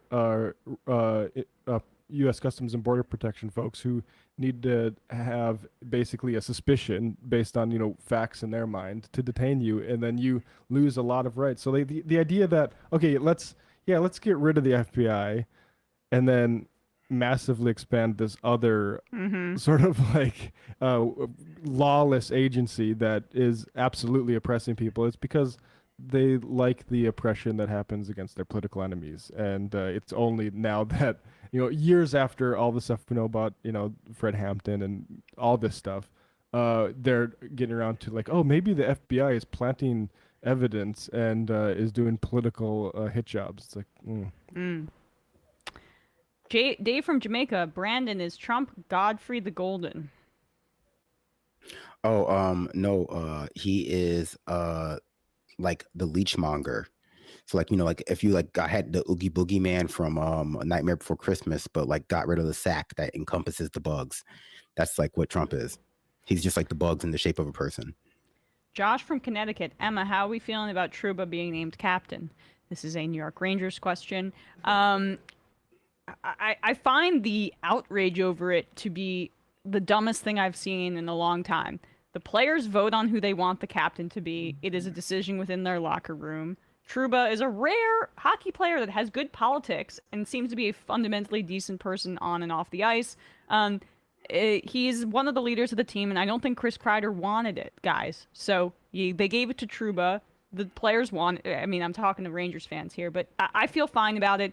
I'm a Trouba apologist, even though the analytics people don't particularly like him because he's a bit old school. But I like Jacob Trouba a lot, and I don't understand the hate for him. Upton Thorndike, whatever that means. Hey Matt, are you ever heard of a band called From Monument to Masses? A while you quoted Frederick Douglass, and it reminded me of them because they're like political rock and incorporate famous speeches into their songs, including Douglass's "Power Concedes Nothing" quote. Anyway, check them out. I think you'd like them. A good song to start with is "To Z Repeat." That's interesting. My favorite indie rock band, maybe the last like 20 years, is Titus Andronicus. I know Brendan Finn agrees with me about this, but Titus Andronicus is the Monitor. They're our neighbors. Glen Rock, New Jersey's very own. Ah. I've met them before actually. And they use it's not actually Lincoln. There's no, as far as I know, recordings of Lincoln speaking, but they have somebody who does several of his speeches, and over that kind of rock, it's just awesome. Let's take a call because I know there have been some people on the line calling from a 203 area code. Who's this? Where are you calling from? Hi, this is Matt from Connecticut. Hi, Matt. What's on your mind? Actually calling in after listening to the interview today because I served on a jury, a federal jury, and it was a case that took like 5 or 6 weeks to go through. So it kind of, when he was talking about how that sort of affects normal people and prevents them from getting on juries, I have a little insight into that. Oh, okay. Do tell. So, me personally, I was very lucky where my job actually paid me while I was serving on the jury the whole time, which they actually changed that policy after because they've never had anyone there who they had to pay for 6 weeks of not actually having to go to work. But a lot of the other people, when we got time to do like the deliberation part, they really wanted to speed the process along because their jobs paid them for 2 or 3 weeks. And then they were just living off like the court stipend, which is, I don't know, it was something like $50 a day or something, which is not going to pay your bills. Yeah. So, I mean, the guy ended up being like pretty guilty. It was just like some weird federal agency. He was defrauding with documents and overseas banks that so long ago I can't even remember. But the fact that we were sitting there trying to figure out what to do with somebody's life, whether they're innocent or guilty, and there were people just saying like, he's guilty, that's it, we don't really need to discuss anymore, I got to get back to work, I got to go back to my family, I don't have time for this, is not how the system is supposed to work. And if that's how the system is working, like, I know they tell you you're not supposed to do that, but like, you don't leave people any option. If you're giving them $50 a day, they're going to be making decisions that maybe are outside of the scope of what the information they gave you to determine innocence or not. And when you pair that with our interview too, just how the entire system is set up with speed as the incentive, like giving them a really low stipend like that also increases desperation to get that done. And it's also interesting just to contrast it with like you talk about the mythologized Law and Order view that we get from media, but think of 12 Angry Men, that the obstacle in 12 Angry Men was like, we need to go to a baseball game, so can we get this going? But not like the real shit where it's like, how am I going to like pay my bills? Still a great movie. Exactly. Yeah. You actually do get some kind of moments like that too when people are talking about that in there. And someone yelled at one point, but I think everyone was tired and wanted to smoke and just kind of wanted to get out for the day. Yeah. But, there's a little drama in the back, but regardless of what you want, everyone should stop trying to get out of jury duty if you can afford it. Serve on a jury. It's an interesting experience. And look it's up important. jury nullification. And you might need it. Yeah. Yeah, Appreciate definitely. it, Matt, and then Brandon, you can go. Yeah. Yeah, I don't know Hey, if Chris. that's what you were talking about on the. I didn't watch the interview earlier, but in a post-Roe world where like Republican states are actively, criminalizing abortion, they're going to be actively criminalizing miscarriages and other things that are essential parts of women's health and just people's health generally. Trying to get out of jury duty when you can potentially be on a jury and potentially cause the jury nullification is another form of activism, another form of direct action that is going to be more and more meaningful as more and more states try to crack down on people, essentially having the right to their own healthcare and the right to their own bodies. So just keep that in mind.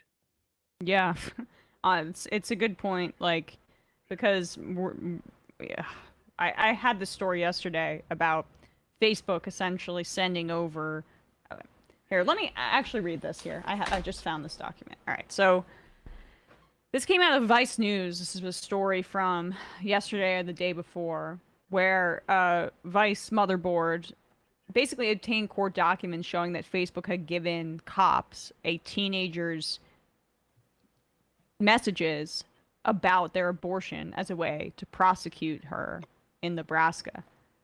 A 17-year-old girl and her mother have been charged with a series of felonies and misdemeanors after an apparent medication abortion at home in Nebraska.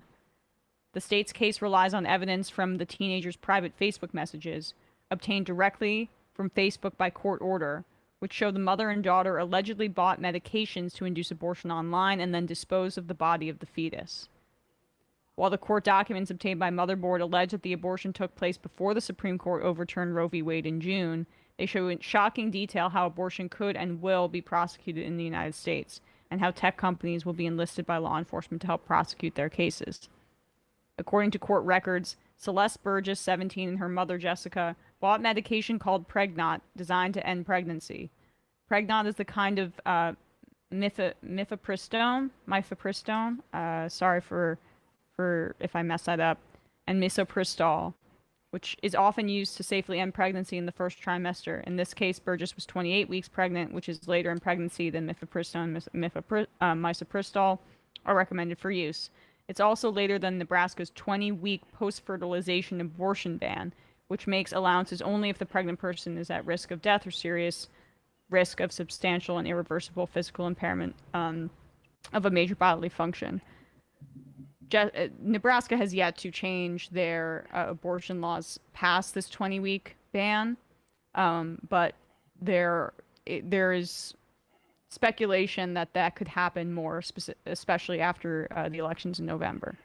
Jessica Burgess is charged with 5 crimes, 3 felonies, including perform/attempt abortion at over 20 weeks, perform abortion by a non-licensed doctor, and removing/concealing a dead human body. And her mother is charged with 1 felony of removing the body and 2 misdemeanors, concealing the death of another person and false reporting.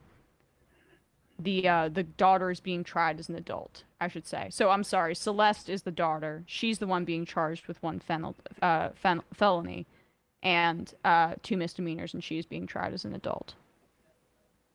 So you guys can look up more about that case in particular, but we're going to see more of this. Particularly interesting is the way Facebook gave up.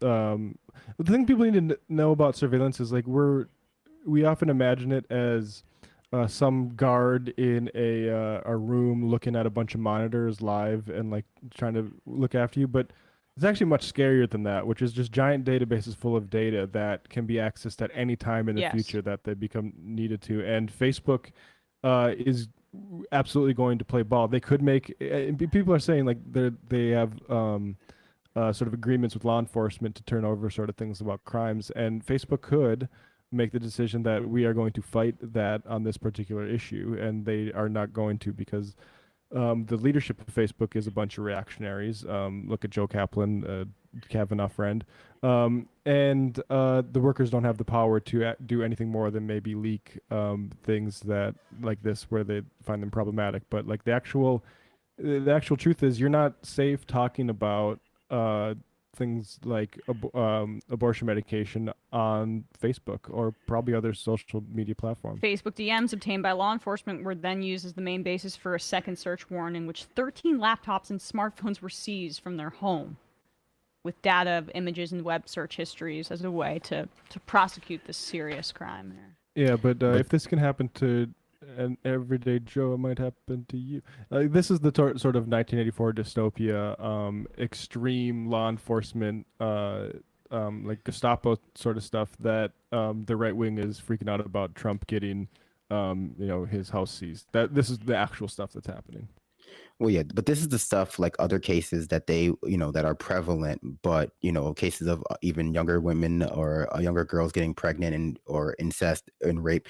These are the kinds of examples that they want to bury and pretend like are not happening so that when it, because they want them to continue to exist in this sort of gray, like, well, the law doesn't technically say that you have to do it, but the Republican DA in the county or in the state is going to bring these cases and like they're going to champion these cases, and it's going to be a very standard part of their operating procedure, even if there's never explicitly a law that says you have to charge people like this for getting abortions. That's just going to be what they do, and it's going to be a way for people who want to defend that system to just sort of like shrug it off and go like, well, it's an anomaly, or it's not really the law technically, so it's something we have to be concerned about. But everyone should really understand that this is something that is not going to happen. It's already happening to people all over the place, and that they want to do a little bit of sleight of hand and make you feel like your rights are contingent on the rights of people like Donald Trump and Tucker Carlson or whoever writes for the New York Times, not necessarily having the right to due process or having the right to, the same civil rights that we do, but feeling as though their rights are not being violated regardless of what they are doing in terms of like crimes or immoral activities.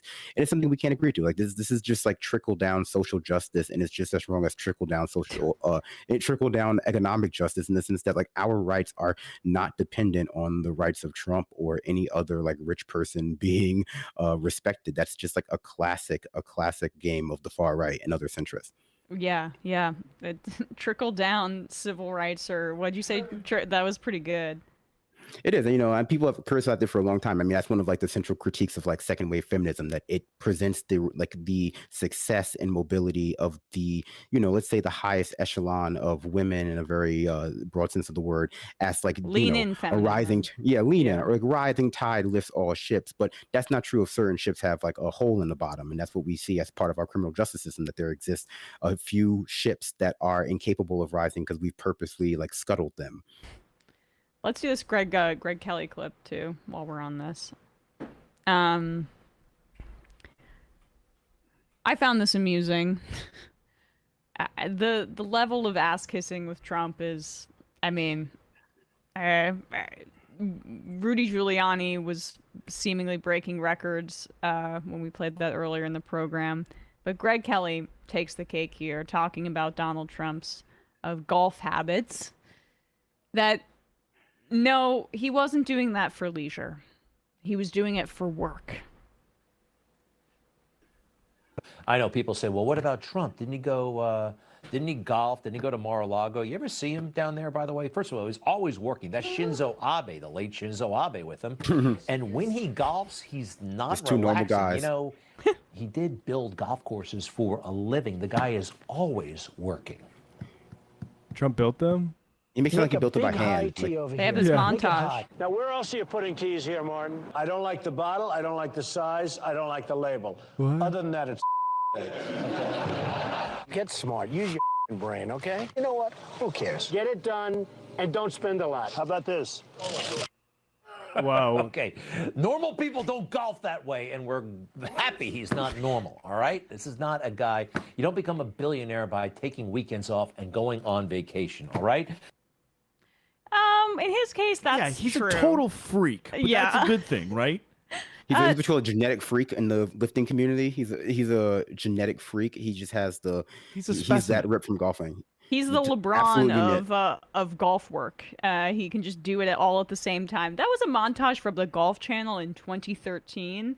Not sure how relevant that was to the critiques that he was golfing like every day instead of doing the presidenting when he was elected. Also, that's in just 2016. That's like the aesthetics of being a boss, being like, do this, do that. What? Like, also, he's having to ask, like, where are you going to put a hole? Which means that other people are planning this, and he's just like asking them to update him. In between, I guess having really strong opinions about bottled water. It reminds me of the montages that Real Housewives do when they're trying to convince the audience that they have a career. And Yeah, they're not exactly. just essentially influencers. That's Yeah. basically what that is. Yeah, exactly. It was just like he played a montage from The Apprentice to be like, you see, he's a real businessman. And it's just Yeah. like, no, that's not what that show is. It was not the most particularly substantive clip, but I just can't imagine that there are people out there that watch Newsmax and find that simping in any way like gratifying or interesting as a television viewing experience. Well, you have to imagine the people who watch Newsmax, just like people who watch Fox News, are all like in their 90s or over. And so like golf is the most, amongst the population who watch golf, that's them. So, I'm it's kind still of a working double. on the course. Exactly. It's allows for the double barrel attempt to like not only redeem Trump, but yes, to validate that you are still working when you're golfing. You are still working when you're out on the course discussing, I don't know, business with, I guess, madmen. I mean, you're still virile, just like him. That's why they play all of those erectile dysfunction ads during a golf commercial, during golf tournaments. Well, could be helpful. Let's do this Starbucks thing too. A little more substantive. Balance it out. So, Starbucks has been in multiple instances firing employees who are organizing in terms of unionization in their stores across the country. And in this instance, I believe this is in Buffalo, Bradley. Am I right? Is that correct? Yes. A Starbucks manager who, I believe corporate has basically been directly incentivizing to do this kind of stuff. A manager fired one of the employees who was central to the organizing effort at this Starbucks. The entire staff walked out in protest after this firing happened. Take a look. This is from Starbucks Workers United's TikTok, but also was reposted on More Perfect Union, which is covering all of this labor organizing really well.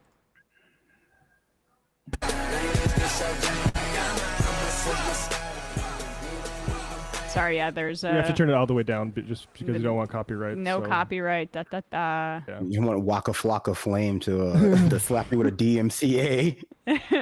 But anyway, the entire store did walk out there, which is pretty cool. Yeah, and go follow Starbucks Workers United both on on Twitter and at TikTok, because this sort of stuff, this is really this is work being done right in front of our eyes. Is when workers stand up for themselves about stuff like this, and Starbucks has been flagrant in attacking workers and fire workers who've been there for multiple years, over 10 years in some cases. I believe that might be in the case with the fired worker here.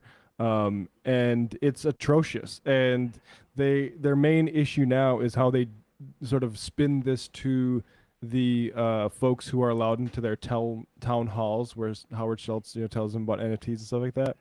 And it's interesting if you watch those, because a certain number feel uncomfortable with this stuff, and they absolutely should be forced to confront what the Starbucks is actually doing, and not be allowed to pretend, which is a lot of the sort of lower level folks that Howard Schultz's internal PR is most directed at.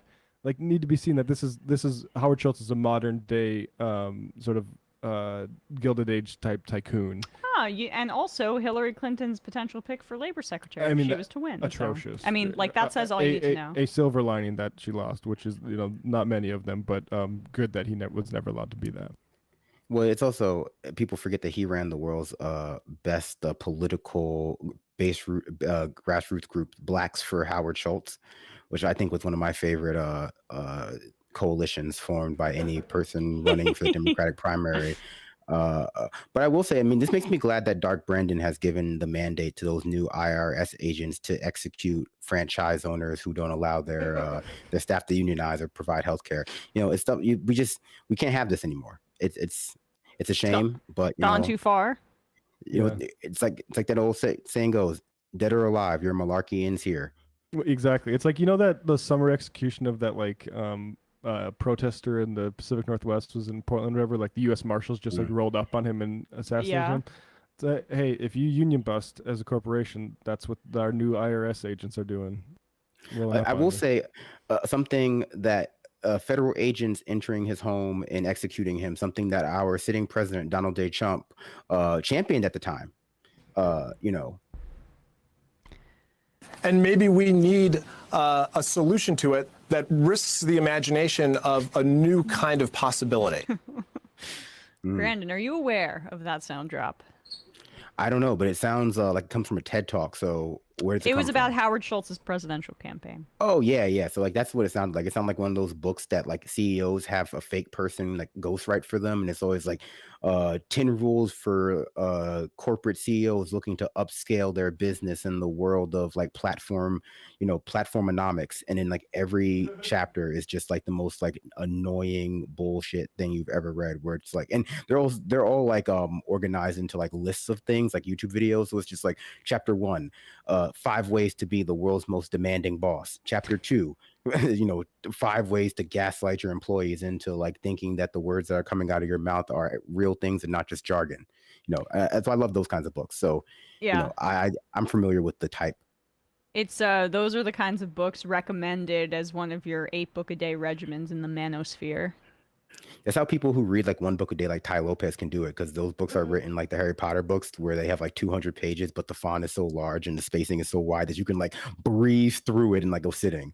1 letter a page. Exactly.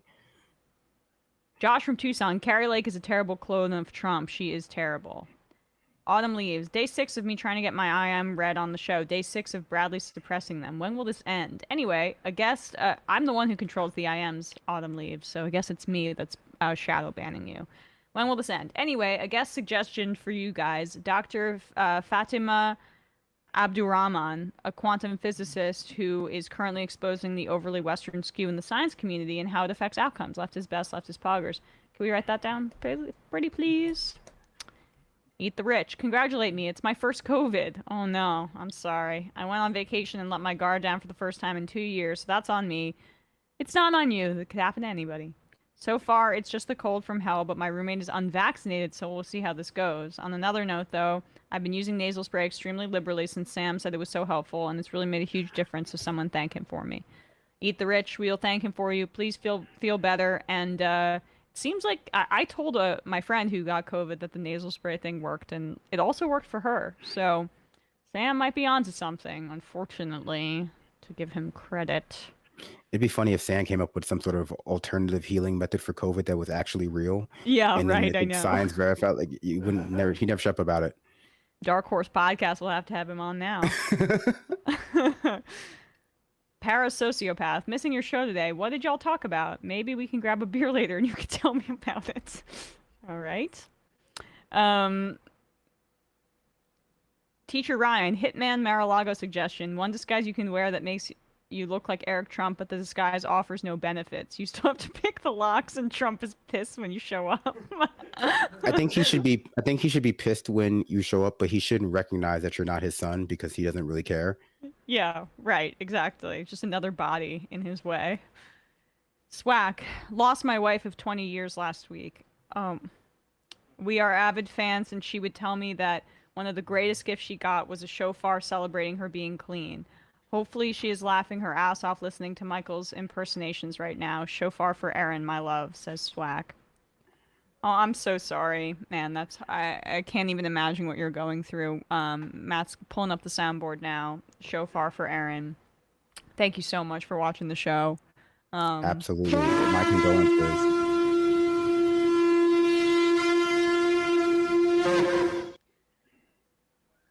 Oh, I'm so sorry for your loss. Absolutely. This episode goes out to your wife. You know, I'm not normally allowed to make that decision, but I'm going to make it unilaterally. So, you know. I mean, permission granted. To Aaron. This whole show is dedicated to Aaron. I hope it was all right. So what'd you say? I hope it was all right, you know, yeah, up until this point and then after. Of course. Fruity Dinosaur. Did you guys notice Crowder say waiting to see if the election was on the up and up, basically admitting as long as the candidate he wanted to win won, the election's fair and not tampered with?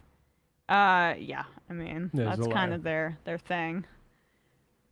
Crowder's meth dealer. Maybe his trans-scrotal low T patch has too high of a dose. Okay. All right, let's do another clip, I think. Let's do Tim Scott here. Or actually, maybe Brian Kilmeade. Kilmeade might be better. Yeah, do Kilmeade. Yeah. Here is Brian Kilmeade talking about the new inflation numbers that came out about July. And it basically showed that inflation probably has hit its peak at this point. There was a zero inflation in July, which means that Biden's thrilled. A lot of people are happy, and it seems like there's some good news, and we have hit the peak. It's going to continue to go down from here. So Kilmeade is filling in for Tucker Carlson, and he asked the question, if inflation is zero now, why do we need the Inflation Reduction Act, which is the skinny climate bill agreement that Manchin and Schumer came to an agreement on? All right, the latest inflation numbers released today show prices increased by 8.5% year over year. Joe Biden was the only American who heard that news and thought, this is great. I want to say a word about the news that came out today relative to the economy. Actually, I just want to say a number, 0. Today, we received news that our economy had 0% inflation in the month of July. 0%. Here's what that means. While the price of some things went up last month, the price of other things went down by the same amount. The result, 0 inflation last month, but people are still hurting, but 0 inflation last month. What Joe Biden didn't tell you is that zero inflation is only from June to July of this year. He ignored all the price increases from last year. You haven't. But hey, if inflation is 0, why do we need the Inflation Reduction Act? Remember that? It's going to pass Friday. That is hilarious too, where they can't hit Biden on inflation anymore. So now that inflation's going down, why didn't you count the inflation from the other months as a way to nix the Inflation Reduction Act? Right, So like it's all like it's bad, but like inflation, like they've literally had their hair on fire about gas prices and inflation. Now he's like, oh, now you want to reduce it? It's down now. like stupid. Like, go on, Brandon. No, I was just saying, Biden's not usually the most clear in his oration, but he very heavily emphasized last month. That was the clearest I've ever heard him. Maybe COVID's done wonders for him, but the Fox News is just still find themselves routed by the world's oldest, least coherent man. So it's something to see.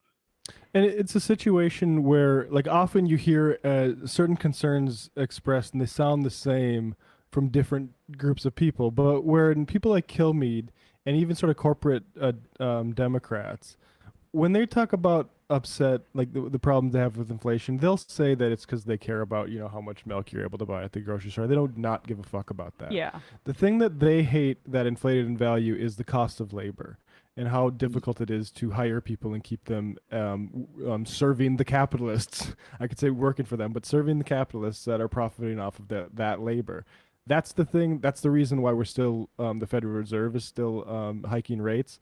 Like that's the problem that we're never able to really talk about because we simulate these disagreements for just partisan ends, where like you said, like Kilmeade's talking out of both sides of his ass, like hitting Biden for saying inflation is like basically at a level, and then trying to make it about, oh well, why do we need the Inflation Reduction Act? Well, I mean, the real answer to that Fox News audience, why we call it the Inflation Reduction Act, is because the Democrats are also corrupt by sort of these sorts of economic concerns by wealthy people, and can't just call it like the Climate Change Act and stuff like that because Manchin was concerned about inflation, and so we acted like this was about inflation. It also, in terms of their fear about labor and the inflation of wages, the inflation also affects creditors and helps people who hold debt because the value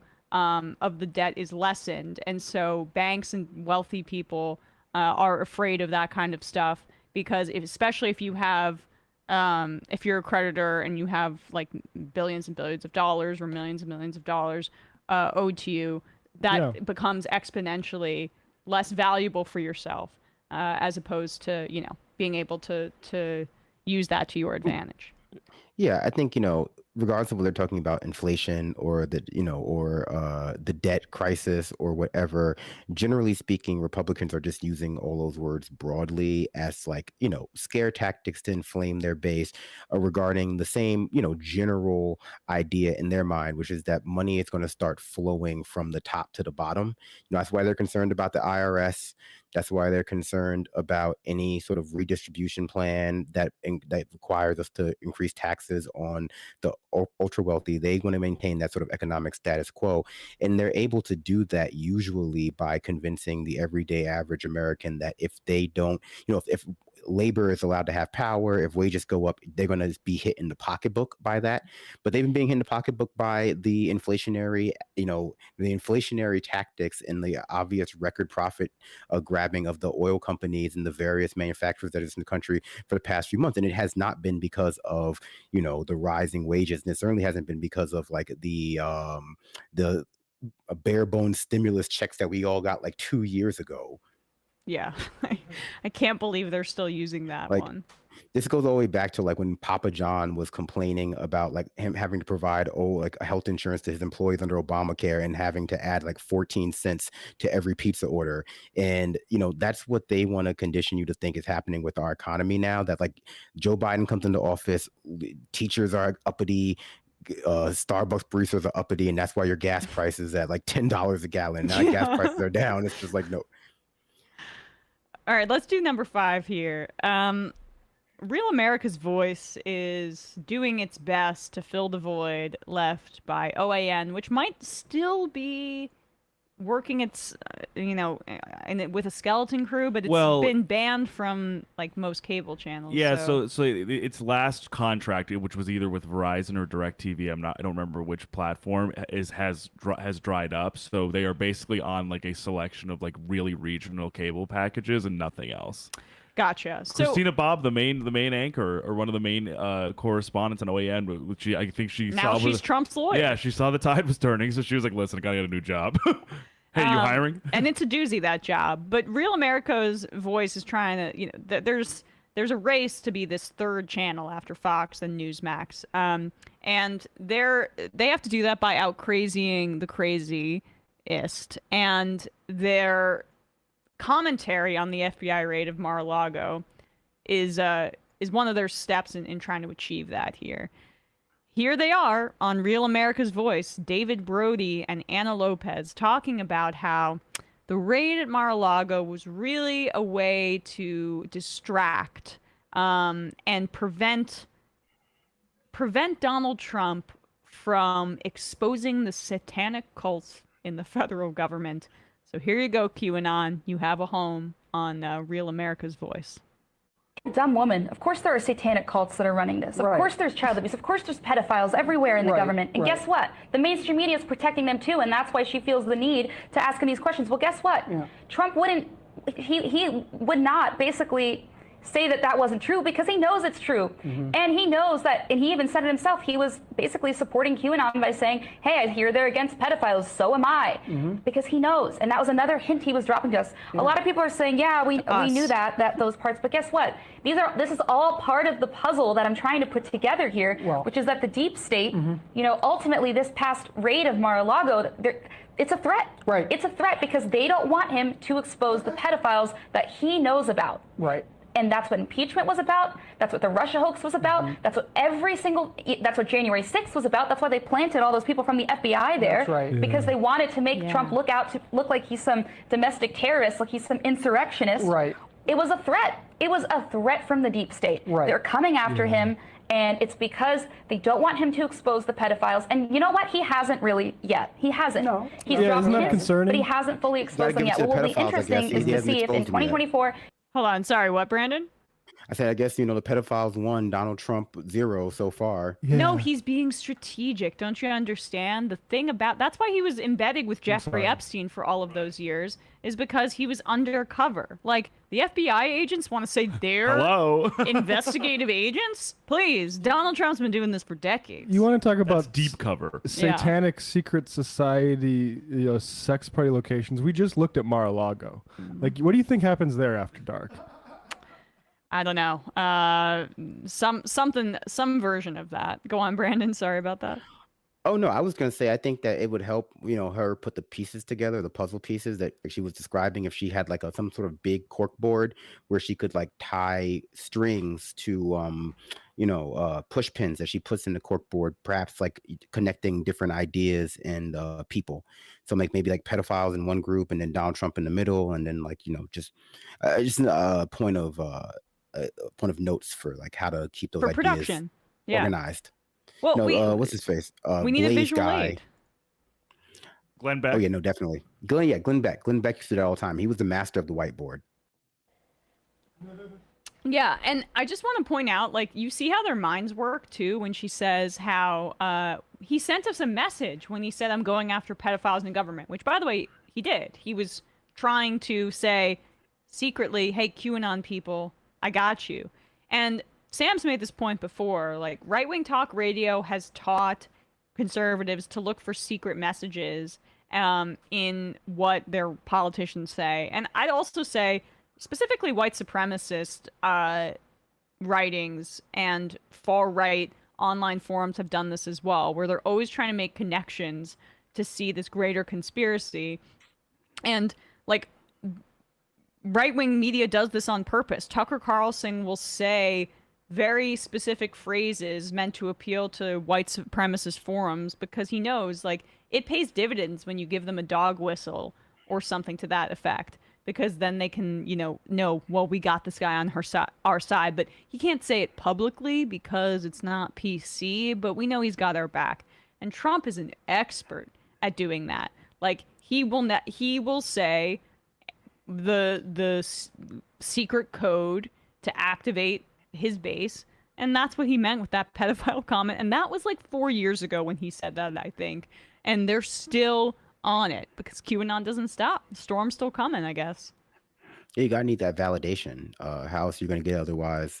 I will say, I mean, I think that our political system does like to actually drop, across, at least in Democrats and Republicans do like to drop those kinds of like dog whistles, like subtle hints to their base, because for the most part, the Democrats and Republicans are both disguising what their ultimate goals are from their base, which is to keep the status quo going and keep enriching the rich so far. And most of their base, whether it's be because they're rabidly racist or like evangelicals, are less interested in that goal and much more interested in like either the culture war stuff, their own personal liberation, if they're libertarians. And on the left, it's because their base is not landlords, but their, Democratic Party's lobbyists are mostly landlords, basically.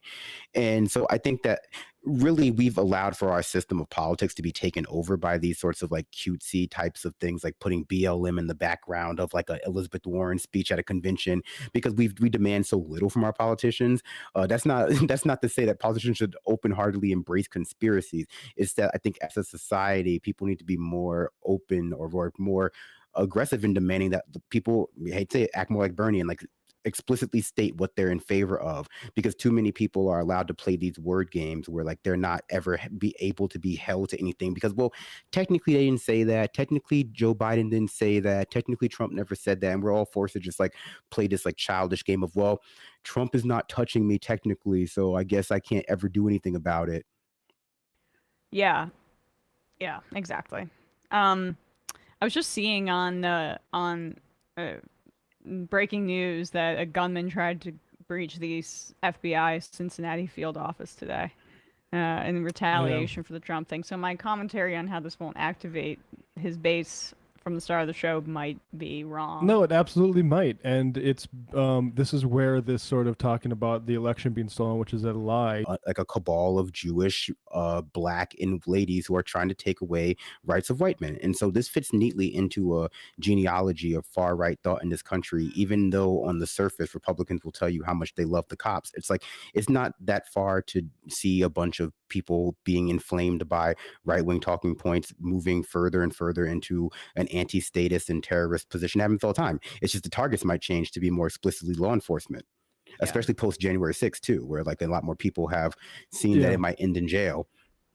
And you know, another thing, just to bring this back to you know, folks who are carrying this election lie thing, Glenn Greenwald with Alex Jones, basically allowing Alex Jones, like, yeah, we were pretty sure there was this, and like that is the problem here. That's where the violence comes from, because Alex Jones, you cannot have the position. It is not consistent that you can say this election was stolen, but we can't do anything about it, right? Like people are going to act on a mass level, because if you just formally say that like this is all fake, that's why you have politics, is because otherwise people turn to violence. And so you like Alex Jones's position is just absolutely contradictory, where when the reality is they are simply lying about Trump having lost the election because his ego and the I guess the sort of drive of the right wing doesn't want to face that reality. And so instead, so we're provoking violence toward that end. And like anybody who can't be clear about that is despicable to me.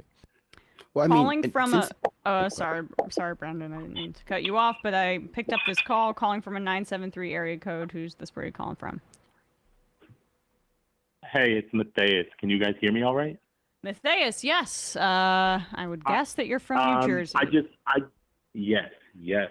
And I just cannot believe what you've done to Sam. Your plan actually worked. You got him addicted to sports gambling. Brandon has been subliminally telling us, viewers, that the hitman has gotten him because his debts got too high. That's why he was out yesterday. He was out today. What do you have to speak for yourself, Emma? What? He clearly was taken out. Sam's been taken out for sports gambling? What's Speaking up? of that Greg Kelly clip earlier, too, it's a shame us New Jersey kids, we grew up, so many fond memories, Fox 5, him telling us that there's no school in the winter, and now the rabbit hole he's gone into. It's incredible. It is. But Very in all incredible. seriousness, Yeah. Matt talks about this a lot on Left Reckoning, about how there's no public places anymore where you can go for free. Like virtually anywhere. Every place there's like some kind of monetary exchange, except for the fact that earlier this week I was at a dog park, and I live in the same area code as you grew up. I live in Morris County, basically. Okay. But so it's pretty affluent. We have a series of carjackings because there's like very rich cars or very high expensive cars on the street, whatever. But being at the dog park, we started talking. I had 5 grown adults living in this area, just talking about how poor of a job cops do in our town. And then it went on to like 10 minutes where one person mentioned how like cops don't do anything except post on Facebook reminding people to lock their cars. And then somebody else was like, well, that's because there's no accountability. And like, that's something where I just can't, I feel like us on the left, we need to get people just out of their houses. Like Margaret Thatcher telling us that we're just isolated people, individuals. There's no society, just families. Like just getting people out and in front of other people, regardless of the cause, having that social interaction. I feel like it'll bring up at least the opportunity to have conversations like this. Yeah. Where it's like the last place I would have ever imagined, living 10 minutes down the street from Short Hills Mall, that people would be talking about What dog park? how poor of a job cops do. You know I went to high school in Summit, so what dog park? What? Oh, I live in Chatham, so it's a really tiny. Very it's connected affluent to town. a baseball field. Yeah. It's connected to a baseball field, and so I've been like trying to subliminally tell people, like, man, like every baseball field should just have a dog park connected to it, or like football fields. Some parents don't want to watch football; they just go then you can actually have those conversations. And like, I'll meet somebody on Sunday and I say, yeah, there's a group of us that just come every day around 7 or something. And then like the next day, that guy's there too. And then we all start talking and we're just like bringing up, like we can at least have those conversations completely free. And also I'm a dog person, so I love seeing all these kinds of dogs. But I feel like things like that, getting people out, that's like, I strive to try to think of an idea that'll actually get resolved that. I think this is a great. Oh, go ahead. Oh no, sorry. I just went down to pet my dog. Oh, good idea. I mean, I wish we could all pet your dog right now. But I think you're making a great point, and I think those things are actually very connected. And it's important to like talk about the lack of public space, the lack of public amenities in America, because they're both like deeply antisocial and make our society a worse place. But they're also very good examples of how like the underlying structural racism and underlying structural classism. Sorry, I just dropped my phone. I didn't pet your dog there. That sound was. It's a very good example of how the underlying and structural racism and classism in our society and how it enforce actually weaken us and make just generally our society a worse place, which is something that's often hidden from us by people who talk about it and who try to frame these as things that, okay, yeah, they might negatively affect a marginalized group, but that's just all it does. It just primarily affects a marginalized group. But a lot of what happened to our public spaces, and at least on the East Coast, is that once they were integrated, they were made private. Like during the 60s, after Jim Crow, a lot of our public spaces, like public beaches, public pools, etc., once they were integrated and Black people were being allowed to go, the city decided to stop taking care of them. The state decided to stop taking care of them, and they were left in disrepair until they were privatized.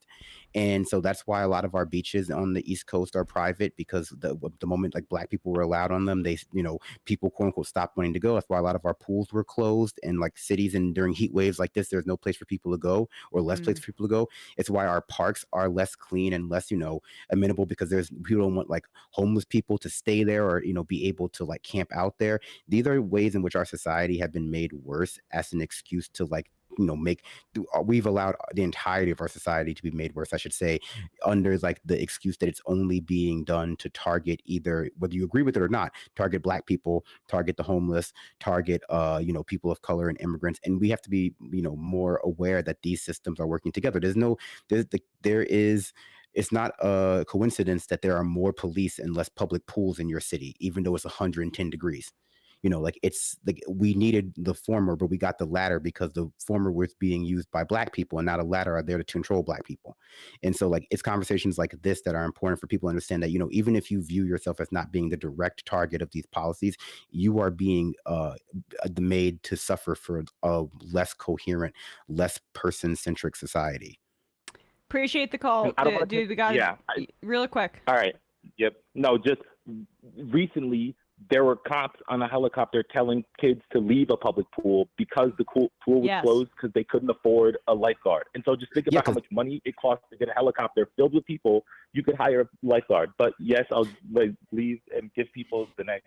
Where they do have lifeguards? Appreciate it. They have I would say they do have lifeguards. They have lifeguards at public pools that are in hotels in Manhattan. They have lifeguards at public pools that are in like nice condo buildings in Manhattan. That's where lifeguards are. They're working for private lifeguard companies. Yep. Well said. All right, we'll take one more call and read some IMs, and we are going to get out of here. What should I do? Calling from a 571 area code. You're the final caller of the day. You got to be quick. Oh, hi. This is Dan Norton from California. Dan Norton, what's on your mind? I called last fall. We talked a few times about objectivism. And at the end of my second call, Matt Leck, your producer, said that he wanted to talk to me about A is A. So he suggested I call on a Thursday. So that's what I'm doing after all these months. I'm finally calling. There you go. go. A is A. Dan, you are the libertarian, am I correct? No, objectivist. Oh. Yeah, I mean, a Randian. A and A famously nonsensical equation Ayn Rand thinks is deep. So caller, what do you have to say about A equals A? Well, I can tell you some about like why she thought it was relevant to politics. So just to give a little background. Sure, go for it. But you got like 2-3 minutes. Like what? But how does this apply to now? Why do we Elevator care pitch, about Dan. what this woman thought? Okay. Yeah, I I'm wondering like. if I should. I care about the practical applications of politics, not the ravings of a woman. Okay, so just Right. yeah. Okay, so I can try to say it very briefly. The law of identity just means that things are what they are, A is A. Uh-huh. So, for instance, a man is a man. Mhm. And what that means politically is that man should be treated as a man, not a non-man. So you should treat man as a rational being, Right. as a being who survives by reason, not as an animal, as a brute who you can use coercion with rather than persuasion. And that's what a lot of governments do whenever they tax or they regulate. Okay, can I stop you They're there? not treating human- What is a man?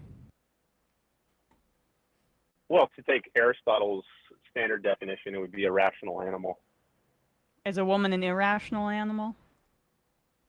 No, it's man is being used in a generic sense. So right, It so just you makes can't human just say beings. like man equals man, because actually like that equation is extremely tautological and doesn't include any of the actual definition of the terms, and would be extremely confusing to a lot of people. You say a man equals man today, people think you're talking about trans stuff. Yeah, so I mean, you can't. It's not like a mathematical deduction from A is A that you get to capitalism and freedom are good. I mean, it takes fresh observations, And including observations. Yeah, I mean, and delusion. All right, well, you can say that, but Well, Dan, you know, that's Dan, just an yes. assertion. My assessment of rationality in just it might differ from yours. Is grounding one's political philosophy in what is happening in current moments and using historical context to inform this, as opposed to subscribing to the thinkings of one individual and making that my entire political identity. So, by my definition, Dan, you are not a rational man. Have a good day. Thank you. All right, let's read some IMs, and we are going to get out of here. The New Wave Libertarian Communist. Some listeners panned me when I called in on Tuesday. To clarify, I haven't been a member of the Libertarian Party in 2 or 3 years. When I volunteered for Larry Sharp, that was for his 2018 campaign. Libertarian Communist just means anarcho-communist. I desire a classless, moneyless, stateless society, says New Wave Libertarian Communist. Demian, when is Emma going on Hassan's show? When he invites me. Rural Blue Farmer, I recently attended my rural county fair in Wisconsin as a representative of my county Democratic Party. It was worth the whole thing to see our town's mayor, who was a lifelong Republican and treasurer of their county party, effectively switch parties at our booth, telling us the current party is nothing like what she knew. At the same time, I had 2 old men tell me that arguing to save the life of a pregnant person via abortion is a red herring because it's such a small percentage of abortions, and maybe we should let them die because it's God's will. Can I just, I know Emma, you're over the A equals A thing, but I just want to I'm sorry. bring back what I didn't want to get, we're like running out of time. So yeah, I yeah. didn't want to get, A equals, this is just, so Ayn Rand says A equals A. A thing is itself. You have never grasped any meaning of the statement.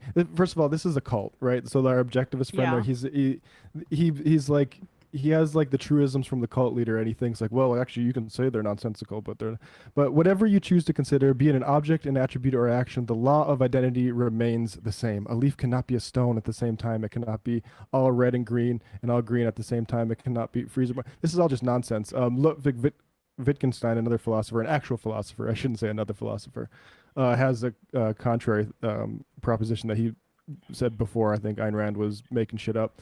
A thing is identical.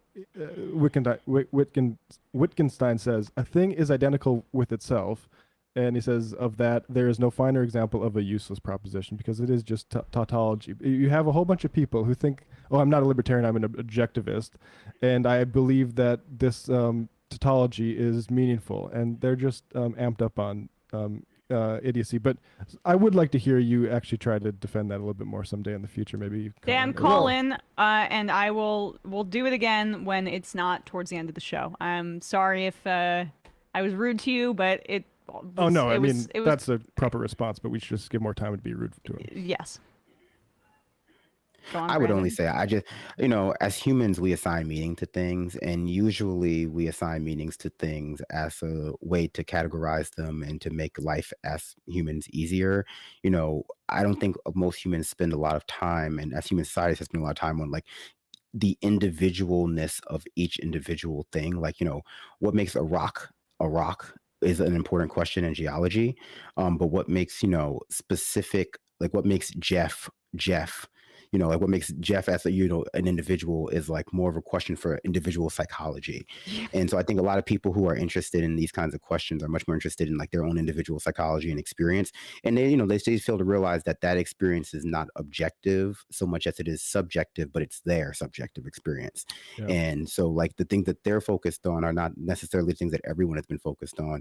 And, the assertion to the contrary throughout Western civilization has been an act of hegemony and colonialism, not sort of an objective pursuit of the truth or any sort of real, like, right. I mean, that's been a thin glazing over things like the Enlightenment, but, for every one Enlightenment thought about human equality, for example, and the rights of man, we had stuff like the Constitution, which defined man very differently than as a rational thinker. Right. It becomes, or if as a rational thinker, but we just didn't assign that quality to certain types of men we didn't like. And so, it's kind of skating around the rules. Right. And sorry, just one final note, but this is from Sidney Hook in 1961, which if you are going to call in, caller, I want you to specifically respond to this, which is the extraordinary virtues Miss Rand finds in the law that A is A suggests that she is unaware that logical principles by themselves contest only consistency. They cannot establish truth. Swearing fidelity to Aristotle, Miss Rand claims, again, our caller mentioned Aristotle, this is the cult programming. Swearing fidelity to Aristotle, Miss Rand claims to deduce not only matters of fact from logic, but with as little warrant, ethical rules and economic truths as well. As she understands them, the laws of logic license her in proclaiming that existence exists, which is very much like saying that the law of gravitation is heavy and the formula of sugar sweet. So yeah, I mean, it's nonsense. I think that's like the point I was trying to make, but less articulately, because I'm not a philosopher, but I don't know what your thoughts are and experiences are as though they are like objective truths about the universe or theory. And, in many ways, like that's just bad philosophy. That's like philosophy 101. And more generally, people should be interested in like social philosophy or like philosophies around like human interaction with other humans. Or history. As opposed to like, that's the thing. Is like you're saying, like people use philosophy as an excuse to skip actually learning about shit. So they like rules and axioms that they can try to apply instead of like actually big meta theories. Exactly. Yep. And it's easy to like philosophize from the position of like, armchair philosophy. That's what every New York Times op-ed has become, like someone like waxing philosophically about buying a sandwich and how it's actually meaningful to everyone else's existence. All right, 5 more. Heterodox thinking cap. Donald Trump did all that creepy shit with Ivanka to trick the pedophile organization so they would let him join. How can you not see that? Will from Indiana.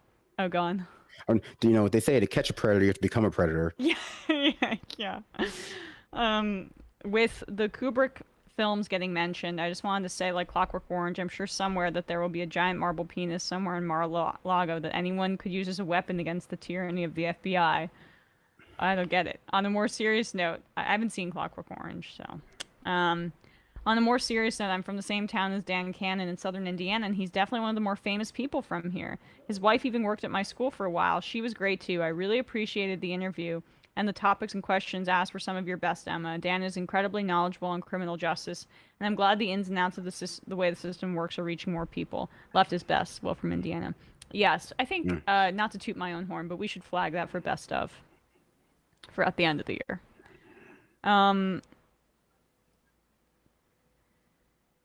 Nom Dennett. I am a libertarian and enjoy betting on sports. Now that I have your attention, Saturday and Monday were the 77th anniversary of the war crime of dropping atomic bombs on Hiroshima and Nagasaki.